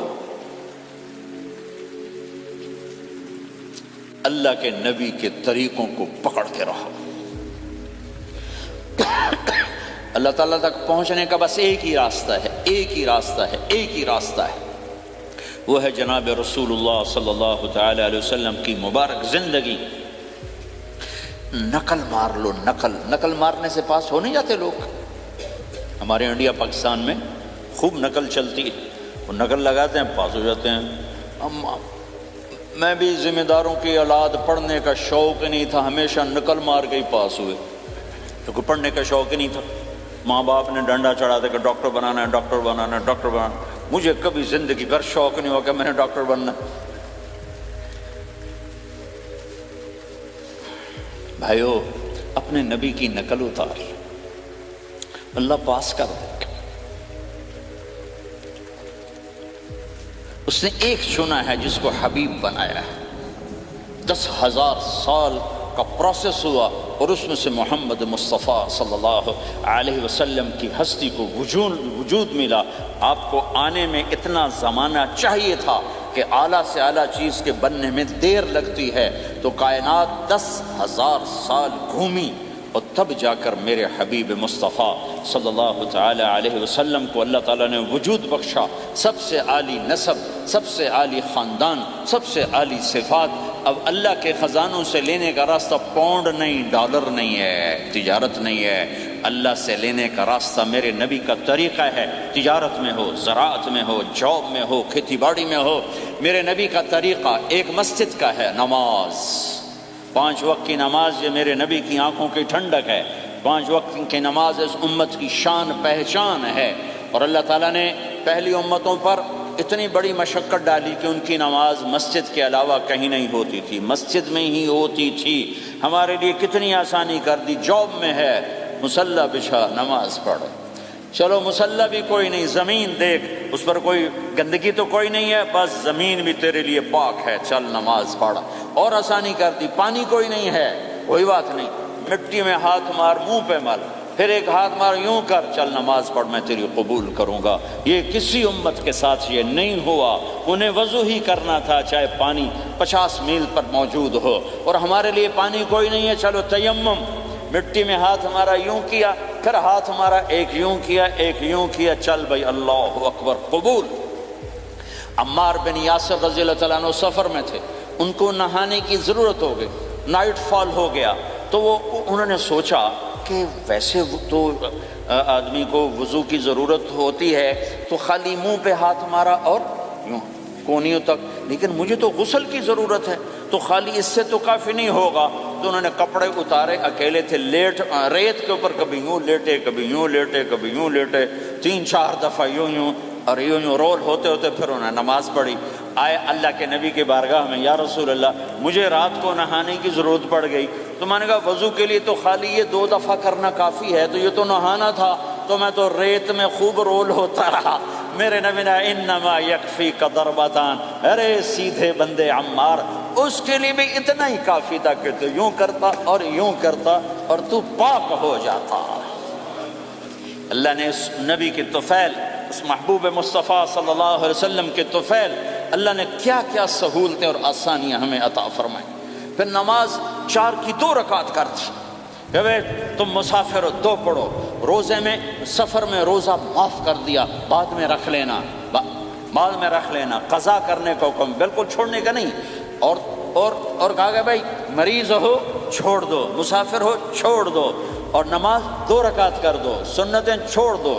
ابن عمر رضی اللہ تعالیٰ عنہ بیٹھے تھے تو انہوں نے 2 رکعت پڑھ کے بیٹھ گئے، تو ان کے خادم نے کہا سنتیں نفل نہیں پڑھو گے؟ کہا اگر پڑھنا تو 4 فرض پڑھتا میں، میرے اللہ نے معافی دے دی تو میں کیوں پڑھوں؟ میرے نبی نے سفر میں سنتیں نہیں پڑھی کبھی، اپنی امت کو سہولت دینے، فجر کی سنتیں 2 پڑھتے تھے، اس کے علاوہ سنتیں نہیں پڑھی تاکہ میری امت کو سہولت ہو، آسانی ہو۔ ایک دفعہ بارش ہو رہی تھی اور کوئی جگہ نہیں تھی نماز پڑھنے کے لیے، تو آپ نے اپنی اونٹنی کو آگے کیا اور اس پر بیٹھ گئے، بیٹھے ہی تھے، پیچھے صحابہ نے اونٹنیوں پر ہی صفیں بنائیں، اور یہ نماز اونٹنی پہ بیٹھ کر ادا کی گئی۔ بارش کے اندر نماز اونٹنی کے اوپر نماز بھی ہو گئی، رکوع بھی ہو گیا، سجدہ بھی ہو گیا، سلام بھی ہو گیا۔ پہلی امتوں کے لیے نہیں تھا، سجدہ ہی کرنا پڑے گا۔ یہ اللہ کے محبوب مصطفیٰ صلی اللہ تعالی علیہ وسلم کی طفیل، میرے اللہ نے ہم پہ فضل و احسان کیا، تو میرے نبی کی زندگی میں عبادات میں نماز سب سے اعلیٰ نظر آتی ہے، سب سے نمایاں نظر آتی ہے۔ اور پھر بازار میں، گھر میں، دفتر میں، ماحول میں میرے نبی کے اخلاق، یہ زندگی کا دوسرا روشن پہلو ہے۔ میرے نبی کی ساری زندگی 2 لفظوں میں آتی ہے، عبادت اخلاق، عبادت اخلاق، یا تو اور لفظ حقوق اللہ حقوق العباد، حقوق اللہ حقوق العباد۔ حقوق اللہ میں نماز سب سے اعلیٰ، اور حقوق العباد میں لوگوں کی برداشت کرنا، لوگوں سے درگزر کرنا، معاف کرنا، جھوٹ سے بچنا، دھوکے سے بچنا۔ میرے نبی سے پوچھا گیا یا رسول اللہ مسلمان کنجوس ہو سکتا ہے؟ ہم نے کہا ہو سکتا ہے۔ یا رسول اللہ مسلمان کمزور ہو سکتا ہے، بزدل ہو سکتا ہے، ڈرپوک ہو سکتا ہے؟ آپ نے کہا ہو سکتا ہے۔ یا رسول اللہ مسلمان جھوٹ بول سکتا ہے؟ ہم نے کہا نہیں، جھوٹ نہیں بول سکتا، جھوٹ نہیں بول سکتا۔ ہے میرے نبی نے فرمایا میرا امتی ہر گناہ کر سکتا ہے پر ایک جھوٹ نہیں بولے گا، ایک دھوکہ نہیں دے گا۔ لیکن پوری دنیا میں سب سے زیادہ جھوٹ بولنے والا اور دھوکہ دینے والا وہ اس امت کا فرد بن چکا ہے۔ سب سے زیادہ دھوکہ دینے والے ہم بن گئے، سب سے زیادہ جھوٹ بولنے والے ہم بن گئے۔ اور میرے نبی نے فرمایا تھا کہ مسلمان جھوٹ نہیں بولتا، دھوکہ نہیں دیتا، ہر گناہ کر سکتا ہے، جھوٹ نہیں بولے گا، دھوکہ نہیں دے گا۔ یہ میرے نبی کی زندگی کا دوسرا پہلو ہے کہ سچائی پہ جمو۔ چند پیسے بچانے کے لیے جھوٹ بولنا، ٹیکس بچانے کے لیے جھوٹ بولنا، کتنے پاؤنڈ بچا لو گے؟ ادھر تمہارے سامنے سچ روشن کھڑا ہوا ہے۔ میرے نبی نے کہا الصدق ینجی والکذب یہلک۔ ادھر جھوٹ کھڑا ہے، ادھر جھوٹ کے ساتھ 4 پاؤنڈ بچیں گے، ادھر سچ کے ساتھ اللہ ملے گا، لے لو جو لینا ہے لے لو۔ ہاں، الا لعنت اللہ علی الکاذبین، جھوٹوں پہ اللہ کی لعنت۔ اس لعنت کے ساتھ 400 پاؤنڈ بچا لیے، 4000 بچا لیے، 4 ملین بچا لیے، 4 بلین بچا لیے، 4 ٹریلین بچا لیے، ساری دنیا کو بچا لیا، اور اوپر اللہ کی لعنت پڑی تو اللہ کی قسم گھاٹے کا سودا ہے۔ اور سچے ہو گئے، سچ بولا، یہ میں 100 پاؤنڈ کماتا ہوں، لے لو جو لینا ہے اس میں سے، یہ میں 1000 پاؤنڈ کماتا ہوں، لے لو جو لینا ہے، یہ میں 50,000 پاؤنڈ کماتا ہوں، لے لو جو لینا ہے، کہ مسلمان کی زبان سے جھوٹ نہیں نکلتا، سچ ہی بولتا ہے۔ آپ تشریف لے جا رہے ہیں، ایک آواز ہے یا رسول اللہ، آپ نے یوں دیکھا کوئی نظر نہیں آیا، پھر آواز ہے یا رسول اللہ، تو آپ نے دیکھا کہ ہرنی ڈیئر چھوٹی وہ کھڑی ہوئی رسی میں بندھی، تو آپ نے کہا کیا ہوا؟ کہا جی آپ کا صحابی مجھے پکڑ کے لایا ہے، میرے چھوٹے چھوٹے بچے بھوک سے رو رہے ہوں گے، آپ مجھے چھوڑ دیں، میں بچوں کو دودھ پلا کے واپس آ جاتا، مجھے پتا ہے میرے اللہ کی تقدیر میرے بارے میں کیا ہے۔ تو آپ نے کہا اگر تو واپس نہ آئی تو پھر؟ تو اس نے کہا مجھے اللہ جہنم میں ڈال دے۔ آپ نے اس کی رسی کھول دی، خود وہیں بیٹھ گئے، اس نے دوڑ لگائی اور پہاڑوں میں گم ہو گئی۔ تھوڑی دیر کے بعد وہ دوڑتی ہوئی آئی اور آ کے سر یا رسول اللہ میں حاضر ہو گیا۔ تو آپ نے اس کو باندھ کے وہیں آپ بیٹھ گئے نہیں۔ دیر کے بعد وہ صحابی آئے جنہوں نے اس کو شکار کیا تھا، پکڑا تھا، تو کہنے لگے، ان کا یا رسول اللہ آپ یہاں کیسے؟ کہ میں ایک درخواست لے کر آیا ہوں۔ کہ کیا؟ کہ یہ ہرنی مجھے ہدیہ کر دو۔ کہ یا رسول اللہ سب کچھ آپ کا ہے، کہنے بس یہ ہدیہ کر دو۔ یا رسول اللہ حاضر۔ تو آپ نے اس کو لے کر رسی اس کی گردن سے نکالی کہ جا بچی اپنے بچوں کے پاس جا کے خوشی منا۔ سچ نجات دیتا ہے اور جھوٹ ہلاک کرتا ہے۔ ایک ہرنی جان کی بازی کھیل گئی سچ بولنے کے لیے، تم چند پونڈوں پہ جھوٹ بولتے ہو، ایمان کو برباد کر کے رکھ دیتے ہو۔ مسلمان جھوٹ نہیں بولتا، مسلمان دھوکہ نہیں دیتا، مسلمان کی زبان سے سخت بول نہیں نکلتا، کسی کو بے عزت نہیں کرتا، کسی کو کی بے اکرامی نہیں کرتا، کسی کا دل نہیں توڑتا، کسی کو ذلیل نہیں کرتا، خود سہتا ہے، اوروں کو خوشیاں دیتا ہے، خود دکھ سہتا ہے، اوروں کو راحت دیتا ہے، خود تکلیف سہتا ہے۔ یہ میرے نبی کے اخلاق ہیں، یہ میرے نبی کی زندگی ہے، اور یہ اسلام کا سب سے بڑا چیپٹر ہے اور سب سے مشکل چیپٹر ہے۔ جب میرے نبی نے لمبی نمازیں پڑھی تو اللہ نے روک دیا کہ میرے حبیب ما انزلنا علیک القرآن لتشقى، اتنی لمبی نماز نہ پڑھ کے تو تھک جائے۔ میرے نبی نے تبلیغ میں زور دکھایا تو اللہ نے روک دیا، فلتذهب نفسك علیہم حسرات۔ میرے نبی اتنا غم نہ کر کے آپ خود ہی آہیں بھرتے بھرتے آپ مر جائیں۔ میرے نبی نے مال سارا خرچ کیا، اللہ نے اس سے بھی روک دیا، ولا تبسطها كل البسط فتقعد ملوما محسورا۔ اتنا خرچ نہ کریں کہ آپ خود پھر دکھی ہو کے بیٹھ جائیں۔ خرچ کرنا بہت بڑا عمل، تبلیغ سب سے سارے عملوں کا سردار عمل، تبلیغ سے بڑا کوئی کام ہوتا تو اللہ نبیوں کو دیتا، اگر تبلیغ سے بڑھ کر کوئی کام ہوتا تو اللہ نبیوں کو دیتا، گشت سے بڑھ کر کوئی محنت ہوتی تو اللہ نبیوں کو دیتا۔ 950 سال نوح علیہ السلام گشتی کر رہے ہیں، اور اللہ کی مان لو، اللہ کی مان لو، اتنا عظیم عمل کا میرے نبی درمیانہ نماز سب سے بڑی عبادت، میرے نبی درمیانہ کام، لیکن جب میرے نبی نے اخلاق اچھے کیے، دشمن کو معاف کرنا۔ لیکن ایک آدمی آپ سوئے ہوئے تھے، آپ کی تلوار لٹکی تھی، ایک آدمی آیا، اس نے آپ کی تلوار اتاری اور یوں ہماری پسلی میں، آپ اٹھ کے بیٹھ گئے۔ اب وہ قتل کے ارادے کے لیے آ چکا ہے اور تلوار یہاں ہے، کہتا من یمنعک منی، اب بول تمہیں کون بچائے گا؟ تو آپ نے مسکراتے ہوئے کہا اللہ، تو اس کے ہاتھ سے تلوار گر پڑی، تو آپ نے اٹھا لی، آپ نے یوں سیدھی کی، اب تو بچا، تجھے کون بچائے گا؟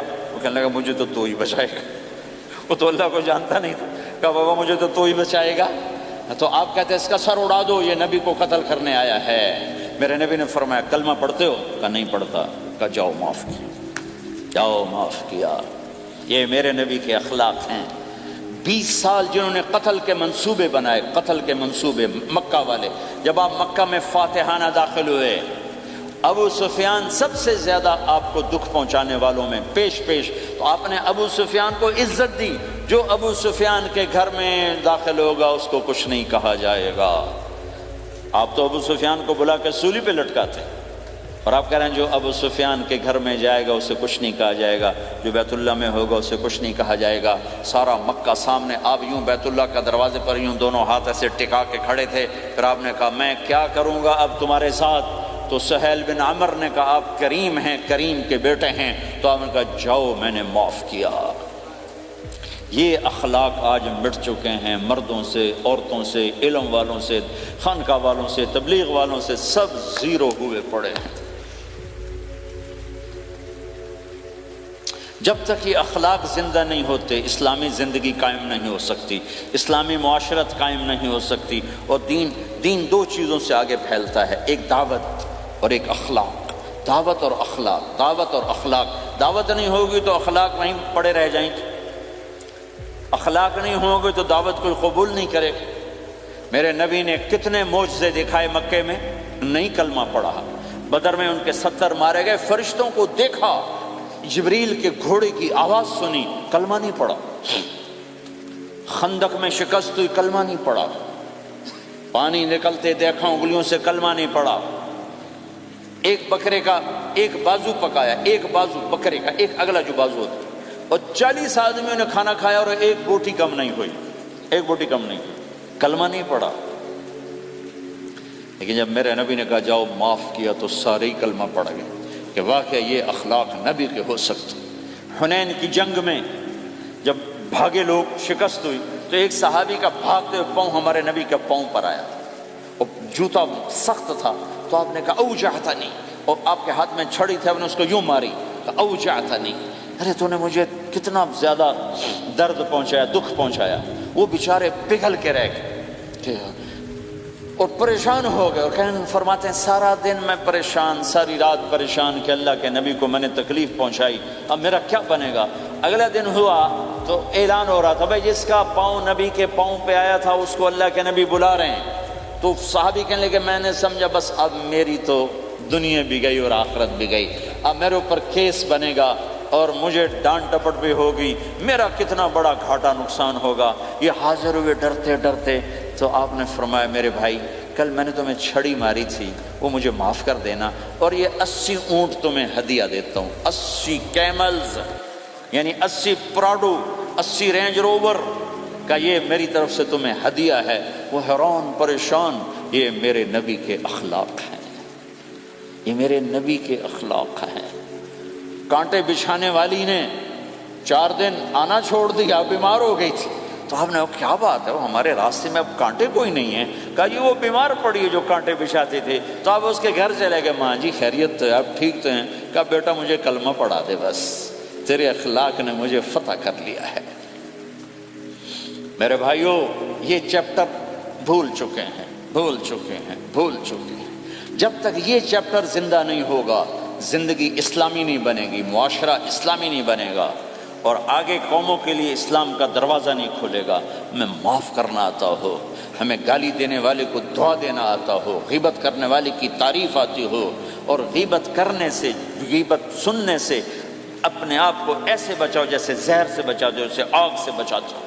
ایک دوسرے کو نفرت کا بول نہ بولو، ورنہ ساری زندگی تباہ و برباد ہو جائے گی۔ میرے رب کی قسم، میرے نبی نے کہا ایک زبان کا بول انسان بولتا ہے اور جہنم کی گہرائیوں میں گر جاتا ہے، اور ایک زبان کا بول انسان بولتا ہے اور جنت کے درجات پر چڑھ جاتا ہے۔ یہ زبان بہت طاقتور چیز ہے، میں ہر بیان میں اس کو دہرا رہا ہوں کہ جتنا یہ عمل ختم ہو چکا ہے اتنا کوئی عمل بھی نہیں ختم ہوا ہے۔ میرے نبی نے فرمایا معاذ تمہیں سارے دین کا خلاصہ بتاؤں؟ معاذ الا انبئک بملاک ھذا کلہ، میں تمہیں پورے دین کا خلاصہ بتاؤں؟ کون معاذ جس کے ہاتھ میں علماء کا جھنڈا ہوگا؟ کون معاذ؟ میں ابھی مئی میں ان کے اردن اجتماع میں گیا، آگے ان کے اربد میں گئے، آگے وہاں ان کا مقبرہ ہے 18 کلومیٹر۔ میں گیا کمرے میں داخل ہوا تو سارا کمرہ خوشبو سے مہک رہا تھا، اور مجھے ایک شخص نے بتایا یہ خوشبو 24 گھنٹے یہاں آتی رہتی ہے۔ جن کو 18 ہجری میں انتقال ہوا، 1417 سال ہو گئے مرے ہوئے، اور قبر سے خوشبو آ رہی۔ اس آدمی کو سمجھایا کیسے اور بتایا کیا؟ معاذ تمہیں سارے دین کا خلاصہ بتاؤں؟ کہا جی بتائیں۔ تو آپ نے یوں کیا، اپنی زبان نکالی اور اس کو پکڑا انگلی سے، پھینکا، کف ھذا، معاذ اس زبان پہ قابو پا جا، یہ پورا دین ہے۔ یہ زبان آج کھل گئی ہے۔ لقمان علیہ السلام کا فرمان ہے، بیٹا میں چپ رہنے پہ کبھی نہیں پچھتایا، میں ہمیشہ اپنے بول پہ پچھتایا ہوں۔ معاذ نے کہا یا رسول اللہ زبان کے بول پہ پکڑ ہوگی؟ کہ تیرا بھلا ہو جائے معاذ، سب سے زیادہ جہنم میں دھکا دینے والی زبان ہوگی۔ اور ایک صحابی ہیں ابو دجانہ۔ کون ابو دجانہ؟ السابقون الاولون من المہاجرین والانصار، اس میں پہلی صف کے صحابہ۔ کون ابو دجانہ؟ جب آپ حج پر گئے تو اپنی جگہ مدینے کا امیر ابو دجانہ کو بنایا۔ ابو دجانہ حج میں شریک نہیں ہوئے، کہ آپ نے اپنی جگہ ان کو اپنا نائب بنا کے وہاں کھڑا فرمایا ابو دجانہ میری جگہ پر مدینے کا امیر ہے، یہ وہ ابو دجانہ ہیں۔ کون ابو دجانہ؟ جو جنگ بدر سے لے کر آخری حج تک ہر سفر میں شریک ہیں،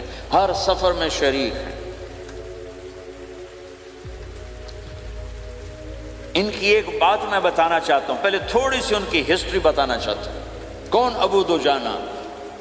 احد کی جنگ میں آپ نے تلوار اٹھائی، کہ اس تلوار کو کون لے گا؟ کئی صحابہ کھڑے ہو گئے۔ آپ نے کہا اس تلوار کا حق کون ادا کرے گا؟ سارے بیٹھ گئے، 3 آدمی کھڑے رہے، ایک زبیر بن عوام، ایک عمر بن خطاب، ایک ابو دجانہ۔ ان کا نام ہے سماق بن خرشنہ، ان کا نام ابو دجانہ سے مشہور ہے۔ تو آپ نے تلوار نہ عمر کو دی، نہ زبیر کو دی، ابو دجانہ کو دی تھی۔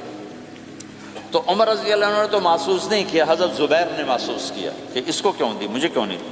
میں مہاجرین میں سے ہوں، میں پھوپھی کا بیٹا ہوں، میں اس سے دلیری میں کم نہیں ہوں۔ بلکہ حضرت زبیر کی دلیری کی تو دھاک تھی، جدھر سلوار چلتی تھی کاٹتی چلی جاتی تھی، کہنے کہ میں دیکھوں گا یہ کیا کرتا ہے۔ تو ابو دجانہ کے پیچھے پیچھے زبیر ہو لیے۔ تو ابو دجانہ نے جو حملہ کیا تو 3000 کا لشکر تھا، اس کو چیر کے پار نکل کے، پورے لشکر کو کاٹ کے پار نکل کے، اور آگے عورتیں کھڑی تھیں جو مکے کے لشکر کو تیار کر رہی تھیں۔ نحن بنات طارقی نمشی علی النمارقی مشی القتل بوارقی المسک فی المخالقی المسک فی المفارقی والدر فی المخالقی ان تقبلوا نعانقی وتدبروا نفارقی فراق غیر وامقی، یہ گانا گا رہی تھیں اور ان کو تیار کر رہی تھیں۔ تو جب ابو دجانہ کی تلوار نظر آئی تو سب بھاگی، ہندا پکڑی گئی، تو آپ نے یوں اپنی تلوار ہندا کے سر پر رکھی، انہوں نے چیخ ماری، تلوار ہٹا لی۔ تو زبیر پیچھے پیچھے کہ یہ کیا کیا ہے؟ جنگ میں اگر کوئی عورت حصہ لے اسے مارنا جائز ہے، ویسے جائز نہیں ہے، عورت کو، بچے کو، بوڑھے کو ہاتھ لگانا جائز نہیں ہے۔ تو انہوں نے کہا تلوار کیوں نہیں چلائی؟ کہا میرے محبوب کی تلوار ہے، عورت کے خون سے رنگین کر کے اس کی شان نہیں گھٹانا چاہتا، یہ میرے نبی کی تلوار۔ پھر واپس ہوئے، پھر اٹیک کیا اور پھر مجمع کو چیر دیا۔ سامنے ایک آدمی آ رہا تھا ہاتھی کی طرح، اتنا لمبا موٹا تازہ، تو زبیر کہنے لگے میرے جی میں آیا کبھی اس کی ٹکر ہونا پھر میں دیکھوں ابو دجانہ کیا چیز ہے۔ تو اللہ کا کرنا ایسا ہوا ابو دجانہ دونوں آمنے سامنے ہو گئے، تو وہ ایسے شاہ سوار تھے کہ دونوں طرف کے لشکر ذرا تھم گئے اور وہ دونوں بھڑ گئے۔ ابو دجانہ کے اپنے جوہر، اس پہلوان کے اپنے جوہر، غبار اٹھا، مٹی اٹھی، اور اس کی اپنی طاقت، ان کی اپنی طاقت، انہوں نے ابو دجانہ کو اس نے زخمی کر دیا۔ ابو دجانہ نے جو جوش میں آ کے ماری تلوار، اس کو لگی یہاں، تو اتنی طاقت سے لگی کہ اس کے نیچے اتر کر 2 ٹکڑوں میں تقسیم کر دی۔ ماری تو ایک حصہ ادھر، ایک حصہ، پھر یوں دیکھا اور اپنے چہرے سے لوہے کی ٹوپی اتاری، کما ترا انا ابو دجانہ، کیا دیکھ رہے ہو؟ میں ہوں ابو دجانہ، تلوار صحیح لی ہے میں نے، غلط نہیں لی۔ یہ ابو دجانہ ہیں۔ اور جب شکست ہو گئی احد کی جنگ میں، اور پھر 10-12 آدمی نے آپ کو گھیرے میں لیا ہوا تھا، ان میں ایک ابو بکر تھے، عمر تھے، علی تھے، طلحہ تھے، زبیر تھے، سعد بن ابی وقاص تھے، اور سہل بن حنیف تھے، عبادہ قتادہ بن نعمان تھے، اور ابو دجانہ تھے رضی اللہ تعالی عنہم۔ ان میں سے ایک ابو دجانہ بھی تھے، اور یمامہ کی جنگ میں ابو دجانہ شہید ہوئے، یمامہ کی جنگ میں شہید ہوئے۔ یہ ابو دجانہ کی تھوڑی سی سیرت آپ کے سامنے آئی ہے۔ اس کے بعد اب آپ ان کے قول کو سنو تاکہ اس کا وزن آپ کے سامنے آئے۔ یہ بدر کے شریک ہیں، اللہ کے نبی نے کہا بدر کا صحابی جو مرضی کرے بخشا گیا۔ یہ صلح حدیبیہ کے شریک ہیں، اللہ نے قرآن میں کہا لقد رضی اللہ، میں ان سے راضی ہو گیا۔ یہ صحابی ہیں، اللہ نے کہا کلا وعد اللہ الحسنی، اے میرا نبی تیرے ہر صحابی کے لیے جنت کا وعدہ ہے۔ اور اب یہ کیا کہتے ہیں؟ یہ کیا کہتے ہیں لوگو؟ ان ارجع عملی عند، لوگو میرے پاس، ابو دجانہ میرے پاس بخشش کا سب سے بڑا عمل جانتے ہو کیا ہے؟ بدر نہیں، احد نہیں، حدیبیہ نہیں، خندق نہیں، خیبر نہیں، فتح مکہ نہیں، آخری حج نہیں۔ کیا ہے؟ کیا ہے لوگو؟ ان ارجع عملی عندی، میرے پاس آخرت میں بخشش کا سب سے بڑا عمل بس ایک ہے کہ ما آذیت احدا بلسانی، میں نے اپنی زبان سے کبھی کسی کو دکھ نہیں پہنچایا۔ ولا اجد فی قلبی غلا لاحد، اور میرے دل میں کسی کے لیے بغض کوئی نہیں ہے، بس یہ میری بخشش کا عمل ہے۔ تو بھائیو، نبی کے اخلاق میں 2 چیزیں لے لو، ایک زبان سے کسی کو دکھ نہ دو، ایک دل میں کسی کا بغض نہ رکھو۔ اللہ کی قسم بغیر حساب کتاب کے جنت میں جاؤ گے۔ بڑے بڑے جنید بغدادی اور بڑے بڑے معرفت والے تمہیں دیکھتے رہ جائیں گے، تمہاری رفتار اتنی تیز ہوگی کہ تمہیں وہی پکڑ سکے گا جس کا یہ 2 عمل تم سے زیادہ اچھا ہوگا۔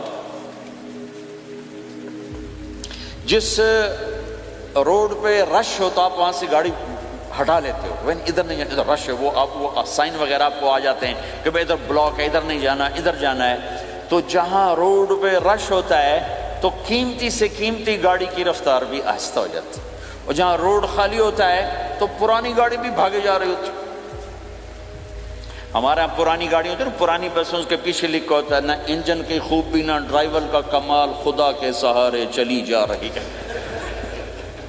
اور جس کے پاس ایسی گاڑی ہو، نہ انجن کی خوبی نہ ڈرائیور کا کمال، تو اگر اس کو روڈ خالی مل جائے تو وہ تو مرسیڈیز والے سے پہلے پہنچے گا، رینج روور والے سے پہلے پہنچے گا، بینٹلی والے سے پہلے پہنچے گا، رولز رائس والے سے پہلے پہنچے گا، جو وہ تو پھنسی کھڑی اور اس کا روڈ ہی خالی ہے۔ تو میرے بھائیوں، یہ میں ایک مثال دیتا ہوں، عبادات کی روڈ پہ بہت رش ہے، نمازی بے شمار ہیں، روزے دار بے شمار ہیں، عمرے والے بے شمار ہیں، حج والے بے شمار ہیں، اور تہجد گزار بے شمار ہیں، علماء بے شمار ہیں، حافظ بے شمار ہیں، ذکر والے بے شمار ہیں، بہت رش ہے، تبلیغ والے بے شمار ہیں، لیکن جو اخلاق والا روڈ ہے نا، یہ خالی پڑا ہے، اس پہ موٹر زوکی پہ چڑھ کے آ جاؤ تو سب سے آگے نکل جاؤ، سائیکل پہ چڑھ کے آ جاؤ تو سب سے آگے نکل جاؤ، کہ روڈ ہی خالی ہے، اخلاق کا روڈ خالی ہے۔ غصے کو پینا، دکھ دینے والے کے سامنے، درد دینے والے کو خوشیاں دینا، گالی دینے والے کو دعا دینا، کرو تو صحیح۔ میرے رب کی قسم اس میں وہ لذت ہے، وہ لذت ہے کہ ساری دنیا کی لذتیں تمہیں بھول جائیں گی اگر یہ لذت تمہیں مل گئی۔ پی جا ایام کی تلخی کو بھی ہنس کے ناصر، غم کے سہنے میں بھی قدرت نے مزہ رکھا ہے۔ اپنے لہو کے گھونٹ پی، زخم پہ زخم کھا کے جی، آہ نہ کر لبوں کو سی، عشق ہے دل لگی نہیں، سینے پہ تیر کھائے جا، آگے قدم بڑھائے جا، یعنی زبان حال سے کہہ دے کہ ہاں ستائے جا۔ آج اخلاق کوئی نہیں ہے، میں تو روتا پھرتا ہوں۔ تبلیغ میں نکلو نکلو نکلو، خانقاہوں میں ذکر ذکر ذکر، اور مدرسوں میں فقہ فقہ فقہ۔ کوئی تو اس سبق کو بھی، یا اور بھی دکھ ہیں زمانے میں محبت کے سوا، راحتیں اور بھی ہیں وصل کی راحت کے سوا۔ جس دن امت کے اخلاق زندہ ہوئے، آپ اسلام کی بہار دیکھو گے۔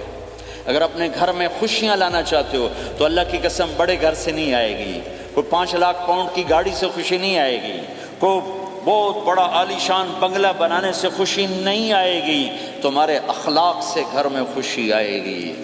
اگر بیوی کا سلوک تمہارے ساتھ اچھا ہے، تمہارا سلوک بیوی کے ساتھ اچھا ہے، اس گھر میں خوشی ہے۔ بیوی کا بول بدتمیز ہو تو خامند کی زندگی برباد، خامند کا بول بدتمیز ہو تو بیوی کی زندگی برباد، اولاد بد اخلاق ہو تو ماں باپ کی زندگی برباد، ماں باپ میں سختی ہو تو اولاد کی زندگی برباد، بھائی بھائی میں بول میں سختی ہو تو بھائی کی زندگی برباد، بہن بھائیوں میں سختی ہو تو بہن بھائی کی زندگی برباد، نیبر کے ساتھ سختی ہو تو نیبر کی زندگی برباد۔ میرے نبی نے فرمایا ما آمن بی من بات شبعان و جارہ جاعی، وہ میرے اوپر ایمان لایا ہی نہیں جو خود پیٹ بھر کے کھائے اور پڑوسی بھوکا ہو۔ واللہ لا یؤمن واللہ لا یؤمن واللہ لا یؤمن، 3 دفعہ اللہ کی قسم ایمان والا نہیں، اللہ کی قسم ایمان والا نہیں، اللہ کی قسم ایمان والا نہیں۔ کون یا رسول اللہ؟ الذی لا یأمن جارہ بوائقہ، جو پڑوسیوں کو تنگ کرے وہ ایمان والا نہیں ہے۔ میرے بھائیوں، یہ چیپٹر مٹ چکا ہے، کہیں نہیں دیکھنے کو ملتا ہے۔ ایسا نہیں کہ دنیا خالی ہو گئی ہے، لیکن 1 کروڑ میں 1 ملا تو کیا ملا، 1 کروڑ میں بھی 1 نہیں ملتا۔ میں بڑے لمبے سفر کر کے اس نتیجے پر پہنچا ہوں کہ 1 کروڑ مسلمان اکٹھے کروں، اس میں لاکھوں تہجد گزار ہوں گے، لاکھوں 5 وقت کے نمازی ہوں گے، اس میں لاکھوں عمرہ حج کرنے والے ہوں گے، اس میں لاکھوں علماء حفاظ ہوں گے، لیکن شاید اخلاق والا ایک بھی نہ۔ اپنی زندگی کو اگر سکھ دینا ہے، چیزوں کے پیچھے نہ دوڑو، اخلاق بناؤ۔ مقدر کی چیزیں ملیں گی، کمائیوں میں حلال لاؤ، حرام سے بچو، سچ پہ آؤ، جھوٹ سے بچو، دھوکہ نہ دو کسی کو، ورنہ زندگی ویران ہو جائے گی۔ ٹیکس بچانے کے لیے جھوٹ نہ بولو، ورنہ دل کالا ہو جائے گا۔ جھوٹ پیسے کی خاطر، لعنت ہے اس دولت پر، لعنت ہے اس ملک پر۔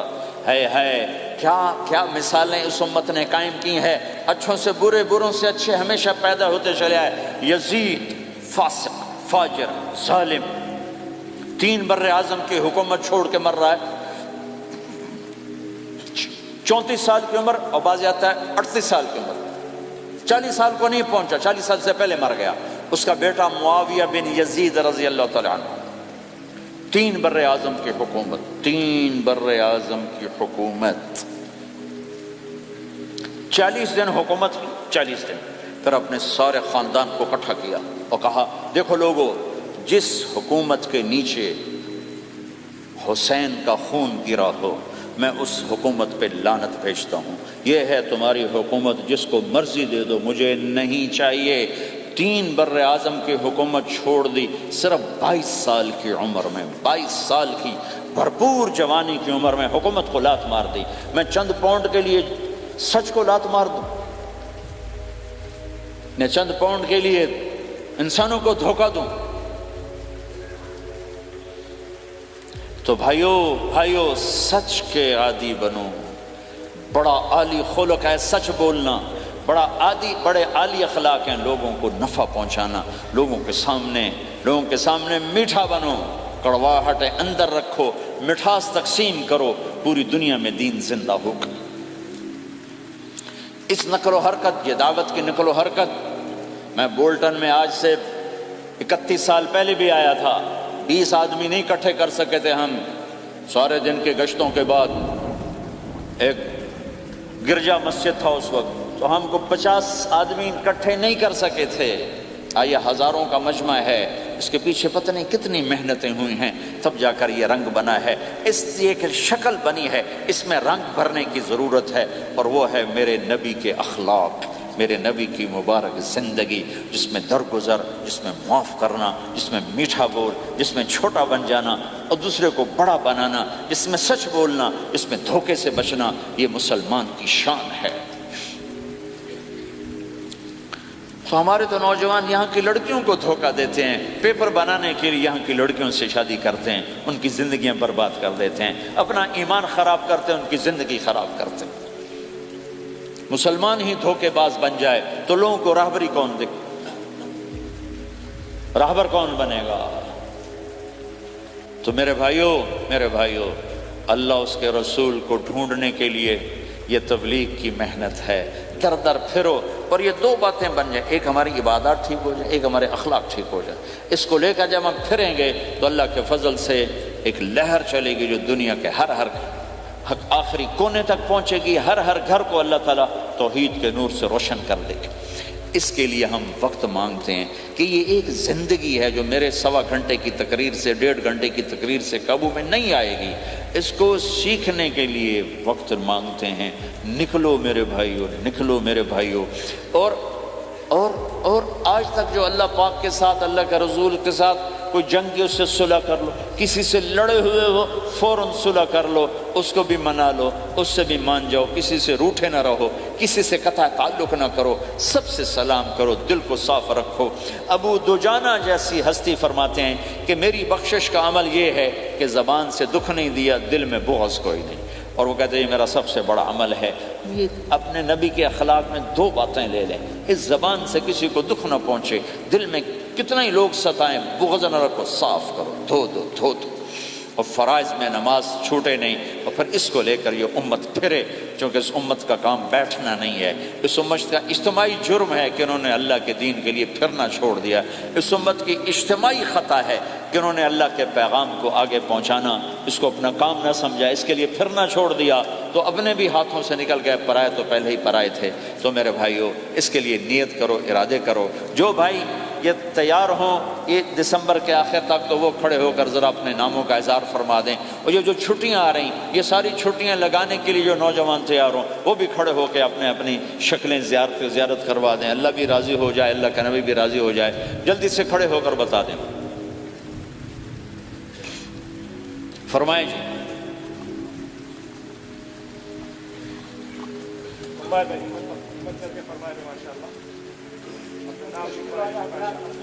بولو بھائی، یہ چھٹیاں تو ماشاءاللہ ہوتی ہیں، اس میں نوجوانوں کو نکلنا چاہیے۔ اکثر نوجوان بیٹھے ہیں، اٹھو بھائی۔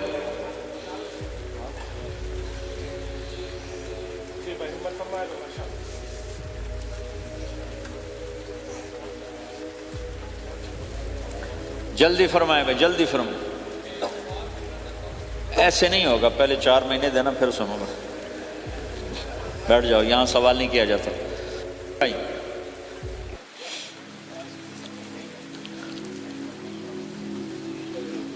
جلدی سے بتائیں بھائی، جلدی سے بتائیں بھائی، ان چھٹیوں میں کون نکلے گا اللہ کے راستے میں؟ ان چھٹیوں میں جو نوجوان تیار ہوں کھڑے ہو جائیں، ان چھٹیوں میں جو تیار ہیں چھٹیاں لگانے کے وہ کھڑے ہو جائیں۔ چھٹیاں اللہ کے راستے میں،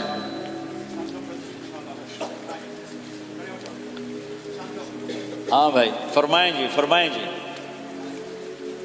بھائی، اور آپ کے لیے آسان کر دیتا ہوں، اس سال آج کیا تاریخ ہے بھائی؟ 22 نومبر۔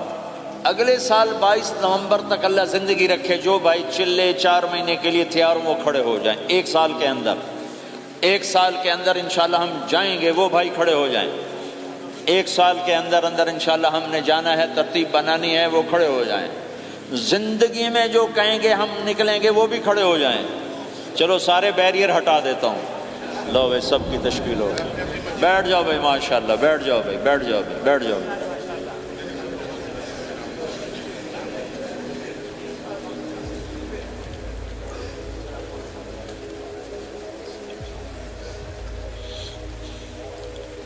ہاں میں بیٹھ جائیں، میں دعا کرتے ہیں۔ دعا سے پہلے تھوڑی سی بات کرنا چاہتا ہوں، میں سن لیں پھر انشاءاللہ دعا کرتے ہیں۔ مسلمان کی زندگی چلتے پھرتے دعوت ہے، مسلمان کی زندگی چلتی پھرتی دعوت ہے۔ اگر اسلام ہماری زندگی میں ہو، عبادات ایسی چیزیں جو نظر نہیں آتی، اخلاق ایسے چیزیں جو چھپ نہیں سکتی۔ اخلاق ایک ایسی صفت ہے جس کو آپ چھپا نہیں سکتے، بد اخلاقی ایسی برائی ہے جس کو آپ چھپا نہیں سکتے۔ شراب تو چھپ سکتی ہے، اندر کمرے میں بیٹھ کے پی لے، روزہ چھپ سکتا ہے، نہیں رکھا کسی کو کیا خبر، نماز بھی چھپ جاتی، نہیں خبر پڑھی ہے کہ نہیں پڑھی، لیکن برے اخلاق بھی نہیں چھپتے اور اچھے اخلاق بھی نہیں چھپتے۔ ایک اچھے اخلاق خوشبو کی طرح مہکتے ہیں اور برے اخلاق گندگی طرح بدبو چھوڑتے ہیں۔ ہمارا معاشرہ اسلامی اس وقت بنے گا جب ہمارے اخلاق عالی ہوں گے، تو یہ نقل و حرکت اس کو طاقت پہنچائے گی۔ یہ گھر بیٹھنے سے چیز نہیں آئے گی بھائی، پھرنا پڑے گا، دھکے کھانے پڑیں گے، لیکن ان دھکوں میں بھی اللہ نے بڑی لذت رکھی ہے، بہت عجب نشہ ہے اس کا۔ جنید جمشید مجھے پہلی دفعہ ملا 97، جب وہ بہت بڑا اس وقت تھا، وہ لیجنڈ گلوکار، تو اس نے مجھ سے کہا کہ مولانا جس گلیمر کو پاکستانی نوجوان خوابوں میں دیکھتے ہیں، وہ گلیمر مجھے فزیکلی حاصل ہے، لیکن میرے اندر اندھیرا ہے، روشنی نہیں، خالی ہے۔ کیوں؟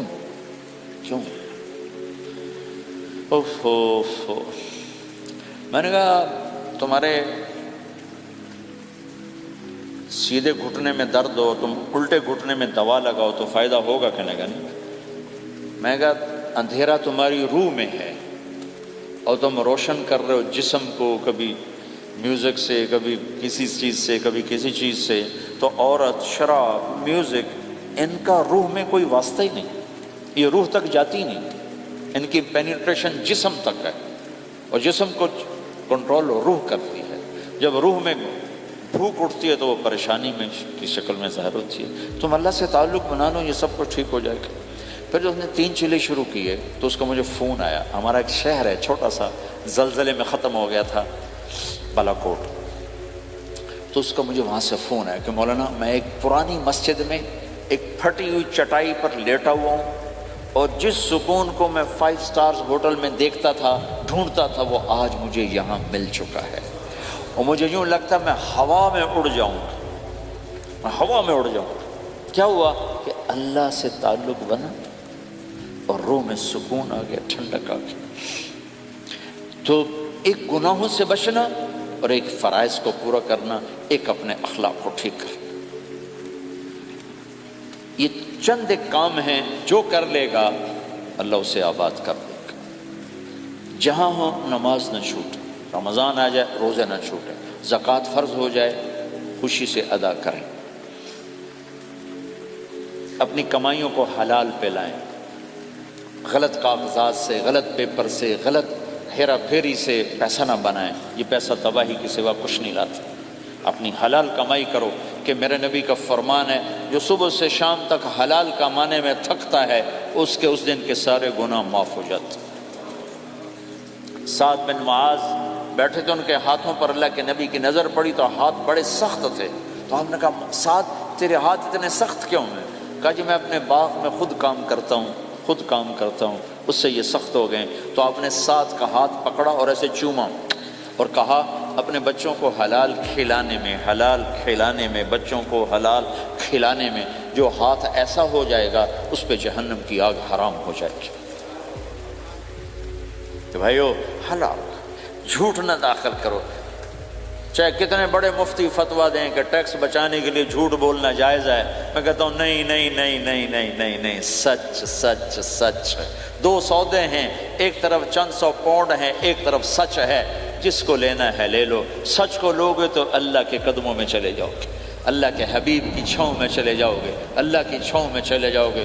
جھوٹ، ہاں صرف جھوٹ بولنا جائز ہے، دو بھائی لڑ پڑے ان میں صلح کرانے کے لیے جھوٹ بولنا جائز ہے۔ میاں بیوی لڑ پڑیں تو بیوی کو منانے کے لیے خاوند جھوٹ بول سکتا ہے، خاوند کو منانے کے لیے بیوی جھوٹ بول سکتی ہے۔ اس کے علاوہ جھوٹ نہیں ہے، سچ کے ساتھی بنو۔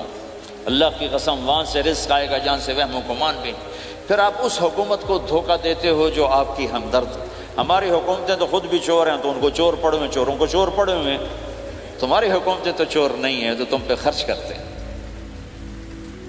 ان سے بینیفٹ لینا ہو تو پیچھے پیچھے ہو، ان کو ٹیکس دینا ہو تو کہتے ہو کدھر لکھا ہے شریعت میں ٹیکس دینا جائز ہے؟ کیا لکھا ہوگا؟ آگے مفتی بھی بیٹھو میں فتوے دینے کے لیے۔ جب ان سے نفع اٹھاتے ہو تو ان کو نفع پہنچاؤ، ان سے سہولتیں لیتے ہو ان کو سہولت پہنچاؤ۔ جو تمہارے خرچ کرنے میں دیانتدار ہیں ان کے ساتھ بددیانتی نہ کرو۔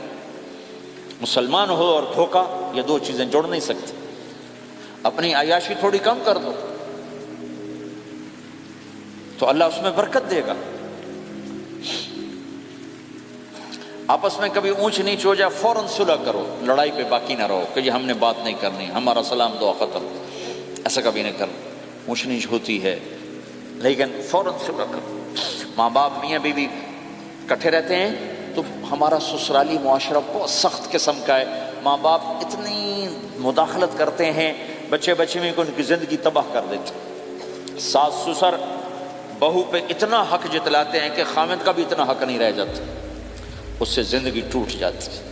اگر سسر ہو بہو کو عزت دو، ساس ہے بہو کو عزت دے، بہو ہے ساس سسر کو عزت دے۔ لیکن اللہ کی قسم ساس اور سسر کا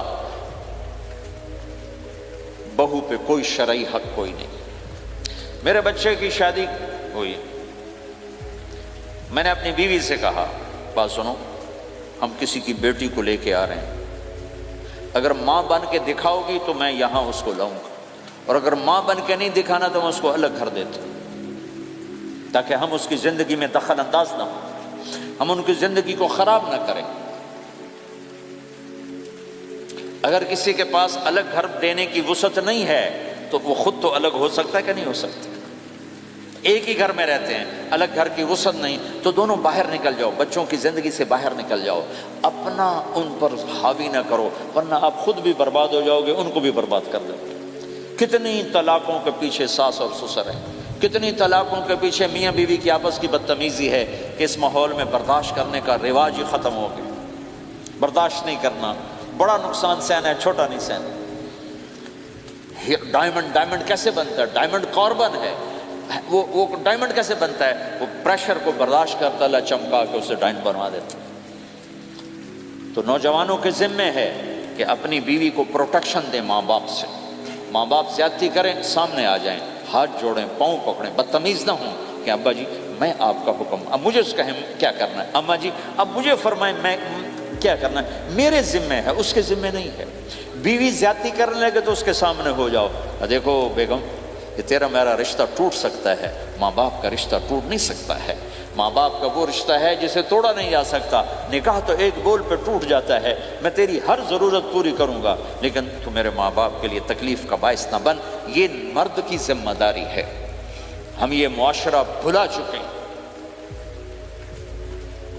ہمارے پڑوسی ذمہ دار تھے، ان کے بچے کے نکاح میں گیا تو مجھ سے کہنے لگے مولانا میری بیگم نے مجھ سے کہا کہ دیکھو ہم زندگی گزار چکے ہیں، اب یہ بچے زندگی شروع کرنے لگے ہیں، تو پہلے میرے بیٹے کے لیے الگ گھر بنا اور اس کی بیوی کی ڈولی کو وہاں لے کے آ، میرے گھر میں نہ لانا کہ ایسا نہ ہو ہم میاں بیوی بچوں کی زندگی خراب کر دیں۔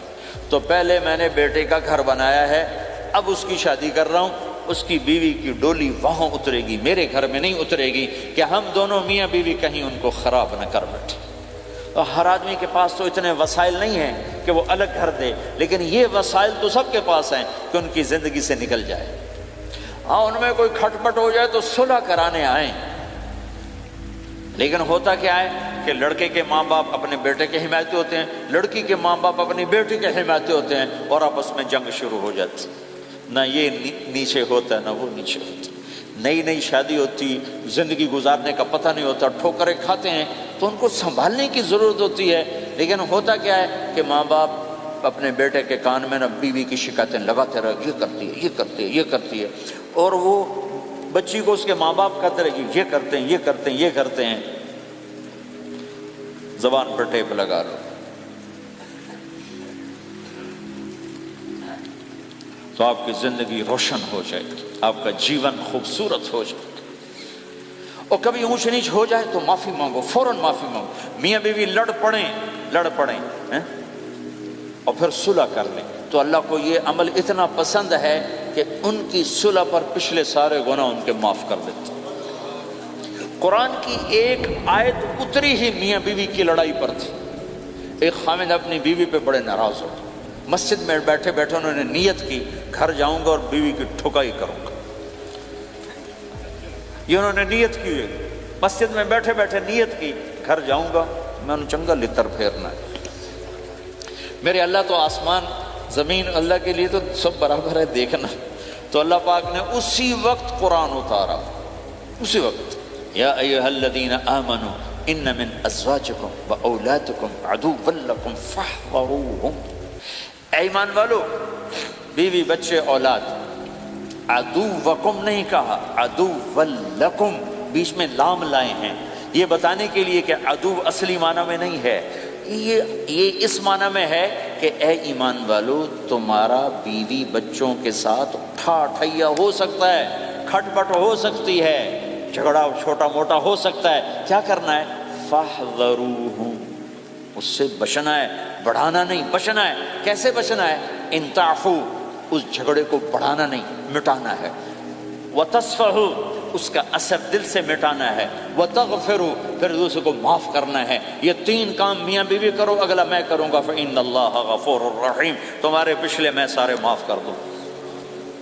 تو اگر اس مجمع میں کوئی بیوی سے لڑا بیٹھا ہے تو جاتے جا کے صلح کر، کوئی ماں باپ سے لڑا بیٹھا ہے تو جاتے جا کے صلح کر، کوئی ماں باپ بچوں سے ناراض ہیں، جا کے خود مان جائیں۔ اس ماحول میں بچوں کو پیار سے لے کے چلنے کی ضرورت ہے۔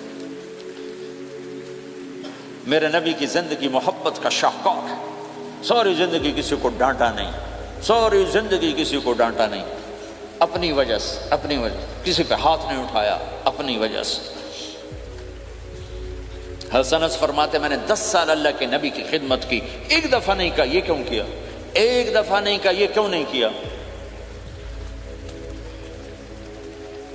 تو بھائیو، یہ خوبصورت زندگی ہے۔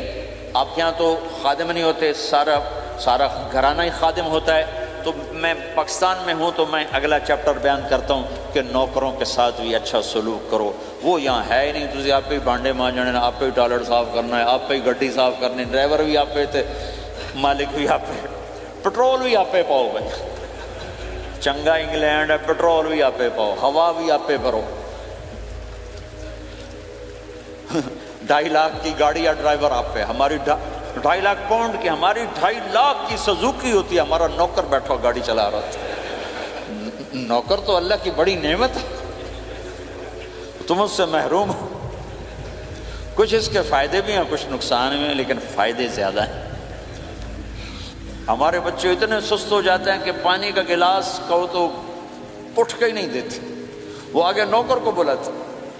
میری اپنی، میرے ابا جی مجھے کوئی کام کہتے، پتر جا میں نا انہوں صد کیا، تو میں باہر جا ابا جی آندھا انہوں صد کیا، میں خود نہیں جاتا، ایسی سستی پڑ جاتی۔ یعنی تمہیں اپنی حماقت سے بتا رہا ہوں، سردی میں لیٹا ہوا تھا تو میری رضائی گر گئی، تو میں نے باہر سے نوکر بلایا، میں کہا بشیرہ او جی اور آمینہ رضائی میرے اتے پا، تو اپنا سنا رہا ہوں۔ لیکن آپ جہاں جاب کرتے ہیں، جہاں جاب کرتے ہیں، وہاں دیانتداری سے جاب کرو، دھوکہ نہ ہو، فریب نہ ہو، فراڈ نہ ہو۔ آپ بھی کہیں ملازم تو ہیں، کہیں کام کر رہے ہیں، کوئی آپ کی دکان پہ کام کر رہا ہے، گھروں میں کام کرنے والے، دکانوں پہ کام کرنے والے تو ہیں۔ اور جن لوگوں کے پاس پیپر نہیں ہوتے ان کو اتنے تھوڑے پیسے دیتے ہیں کہ وہ بیچارے روٹی بھی نہ کھا سکیں کہ بھائی یہ لینے، چونکہ ان کو پتہ ہے یہ بیچارہ پھنسا ہوا ہے اور کہیں نہیں جا سکتا ہے۔ تو ایسا نہ کرو، یہ ظلم نہ کرو۔ اول تو ایسے لوگ رکھو نہیں، تمہارے لیے قانوناً اس کی گنجائش کوئی نہیں، لیکن اگر کوئی اس طرح رکھتا ہے تو پھر یہ ظلم نہ کرے کہ 100 کی بجائے 10 پاؤنڈ دے رہا ہو، بھائی لینے تو لے لو، اس کو پتہ ہے اس بیچارے نے کہیں نہیں جانا۔ ایسے ظالم نہ بنو۔ وہ ہمارے یہاں کرائسس چل رہا ہے بہت زیادہ، تو جو بیچارہ پھنس جاتا ہے نا تو اپنی پراپرٹی بیچنے پر آتا ہے تو اس کی 1 کروڑ کی پراپرٹی کے 20 لاکھ لگاتے ہیں۔ میں گزر رہا تھا مال ٹاؤن میں، ایک دوست کے پاس ٹھہرا تھا، وہ پراپرٹی ڈیلر تھا، تو ہم صبح واک کر رہے تھے تو ایک گھر کے قریب سے گزرے، کچھ 6 کنال کا گھر تھا۔ مجھ سے کہنے لگا مولانا اس گھر کی قیمت ہے 24 کروڑ، 24 کروڑ کا گھر ہے فزیکلی، لیکن اس کا مالک پھنس چکا ہے قرضوں میں، اب اس کو بیچنا چاہتا ہے، تو 18 کروڑ سے اوپر 1 پیسہ نہیں کوئی لگا رہا، اور یہ اس بیچارہ بیچے گا، یہ 8 کروڑ کا لاس لے کر 6 کروڑ کا لاس لے کر بیچے گا چونکہ یہ پھنس چکا ہے۔ میں نے کہا اگر میرے پاس پیسے ہوتے تو میں اس کا 24 کروڑ کا گھر لیتا 30 کروڑ کا، کہ 24 کروڑ اس کے قرضے میں جاتے اور 6 کروڑ سے اپنا الگ کاروبار کر لیتے۔ مسلمان تو مظلوم کی مدد کرتا ہے، مسلمان تو دکھی کی مدد کرتا ہے، نہ کہ مصیبت زدہ کو اور لوٹ لینا، مرے نو مارے شاہ مدار، یعنی مصیبت زدہ پر اور مصیبت ڈالنا۔ بھائیو یہ وہ خوبصورت اخلاق ہیں، اپناؤ گے اللہ چمکائے گا، اللہ اس جہان کی عزت دے گا۔ اور ایک آخری میری بات ہے، بہت بڑا مجمع ہے، بہت سارے نوجوان نظر آ رہے ہیں، آج تک جو اللہ رسول سے جنگ کی اس سے صلح کر لیں، جو گناہ کی اس سے معافی مانگ لیں۔ ادھر ہم معافی مانگیں ادھر اللہ معاف کر دے گا، ادھر ہم توبہ کریں گے ادھر اللہ معاف کر دے گا۔ اور آپ تو ماشاءاللہ سارے بہت اچھے بیٹھے ہوئے ہیں۔ میرا ایک شاگرد ہے مولوی امجد، کراچی میں امام مسجد، اس کے پڑوس میں ایک عورت تھی، وہ لڑکیاں سپلائی کرنے کا کام کرتی تھی، کتنا ذلیل کام ہے، اور سال ہا سال سے اس کے بیٹے سے اس میرے شاگرد نے دوستی لگائی اور میرے بیان کی کیسٹ دے دی، کہا بھائی یہ سن لینا، میرے استاد جی کی کیسٹ۔ اس نے گھر میں جا کے لگا لی، اس کی ماں چلتے پھرتے کانوں میں آواز پڑ رہی ہے، آخر وہ آ کے بیٹھ گئی، کہنے لگی سنا، مجھے بھی سنا، تو اس نے سارا سنا، پھر کہا دوبارہ سنا، پھر سنا، کہا دوبارہ سنا، پھر سنا، تو کہنے لگی یہ کون ہے؟ کہا پتہ نہیں کون، تمہیں کس نے دی؟ کہا یہ امام مسجد نے۔ تو بچے کا ہاتھ پکڑا اور آ گئی دروازے پر، اسے لوگ تراویح پڑھ کے باہر نکل رہے تھے، کہنے لگے میں نے امام صاحب سے ملنا ہے۔ وہ آ گئے، کہا جی یہ کیسٹ آپ نے دی؟ کہا جی۔ یہ کون ہے؟ کہا میرے استاد ہیں۔ کیا نام ہے؟ طارق جمیل۔ اچھا، انہوں نے توبہ کی بڑی بات بتائی ہے، تمہیں پتہ ہے نا میرا کیا کام ہے؟ کہا میری توبہ قبول ہو سکتی ہے؟ کہا کیوں نہیں اماں جی، ہو سکتی۔ کہا ٹھیک ہے پھر میں اللہ کو گواہ بناتی ہوں، میری توبہ۔ اور اس نے مسجد میں آنا شروع کر دیا تراویح میں، 5واں روزہ ہے، اور دعا مانگتی ہے اللہ اگر میری توبہ قبول ہے تو مجھے اپنے پاس بلا لے، یا اللہ اگر میری توبہ قبول ہے تو مجھے اپنے پاس بلا لے۔ 29ویں روزے سجدے کی حالت میں اللہ نے اٹھا لیا۔ ساری زندگی کام کیا؟ لڑکیوں کی سپلائی، اتنا بدترین کام، اور موت آئی رابعہ بصری جیسی۔ یہ ہے توبہ کا کمال، کہ اللہ کی رحمت سے کبھی نا امید نہیں ہونا چاہیے۔ اللہ کوئی تھانے دار نہیں ہے کہ اس نے چھتر پھیرنا ہے، اللہ کریم ہے، مہربان ہے، ہمارا دوست ہے، ہمارا رب ہے۔ تو جب کبھی خطا ہو فوراً توبہ کرو، فوراً توبہ کرو، انشاءاللہ ایک دن آئے گا کہ اللہ ہمیں اپنی توبہ پہ پکا کر دے گا۔ تو یہ نیت تو کرو سارے جتنے بیٹھے ہو، بوڑھے جوان، کہ پچھلے پر ہم توبہ کرتے ہو نیت، کہو یا اللہ میری توبہ، پھر کہو یا اللہ میری توبہ، پھر کہو یا اللہ میری توبہ۔ اگر یہ آپ نے سچے دل سے کہا ہے تو آپ کو مبارک ہو، آپ کے سب گناہ معاف ہو گئے، سارے معاف ہو گئے۔ حقوق باقی ہیں، علماء سے پوچھ لینا ان کی ادائیگی کیسے کرنی ہے، گناہ سارے معاف ہو گئے۔ اور آئندہ اگر کبھی توبہ ٹوٹے تو پھر کر لینا، پھر کر لینا، پھر کر لینا، میرے رب کی رحمت پہ کوئی اثر نہیں پڑتا۔ لن تبلغوا ضری فتضرونی ولن تبلغوا نفعی فتنفعونی، یہ میرے رب کی صفت ہے۔ وہ کہتا میں نفع سے بھی پاک ہوں، نقصان سے بھی پاک ہوں، نہ کوئی مجھے نفع پہنچا سکتا ہے نہ کوئی نقصان پہنچا سکتا ہے۔ تو میرے گناہوں سے اس کو کیا گھاٹا پڑتا ہے؟ مجھے گھاٹا پڑتا ہے۔ لہٰذا جب بھی ہم معافی مانگیں گے وہ خوشی سے معاف کرے گا۔ جب بھی توبہ کریں گے خوشی سے قبول کریں گے. ٹھیک ہے نا؟ سارے نیت کرتے ہو؟ اللہ تعالیٰ نے اس کائنات میں بے شمار مخلوق کو پیدا فرمایا، اور ان مخلوق میں سے ایک افضل ترین مخلوق انسان ہے. اللہ تعالیٰ نے اس کائنات کے تمام مخلوق میں سب سے افضل مخلوق انسان کو بنایا، اور قرآن میں صاف طور پر یہ مقصد واضح کر دیا کہ ہم نے انسان کو اور جنات کو صرف اپنی بندگی اور اپنی عبادت کے لیے پیدا کیا. یعنی انسان کی تخلیق کا مقصد، انسان کو پیدا کیے جانے کا مقصد صرف یہ ہے کہ وہ اللہ کی بندگی کرے، اللہ کی اطاعت کرے، اللہ کی احکام کی فرمانبرداری کرے، کوئی ایسا کام نہ کرے جس سے اللہ کی ناراضگی آتی ہو. یعنی انسان کی زندگی کا مقصد اس پروردگار کی رضامندی ہونی چاہیے جس پروردگار نے اسے ایک مکمل انسان بنایا. اللہ تعالیٰ نے کبھی اپنی نعمتوں کو گنوایا؟ کہیں اللہ تعالیٰ نے یہ کہا کہ کس نے یہ آنکھیں بنائی، کس نے یہ کان بنائے، کس نے یہ ہاتھ بنائے؟ وہ کون ہے؟ وہ اللہ ہے.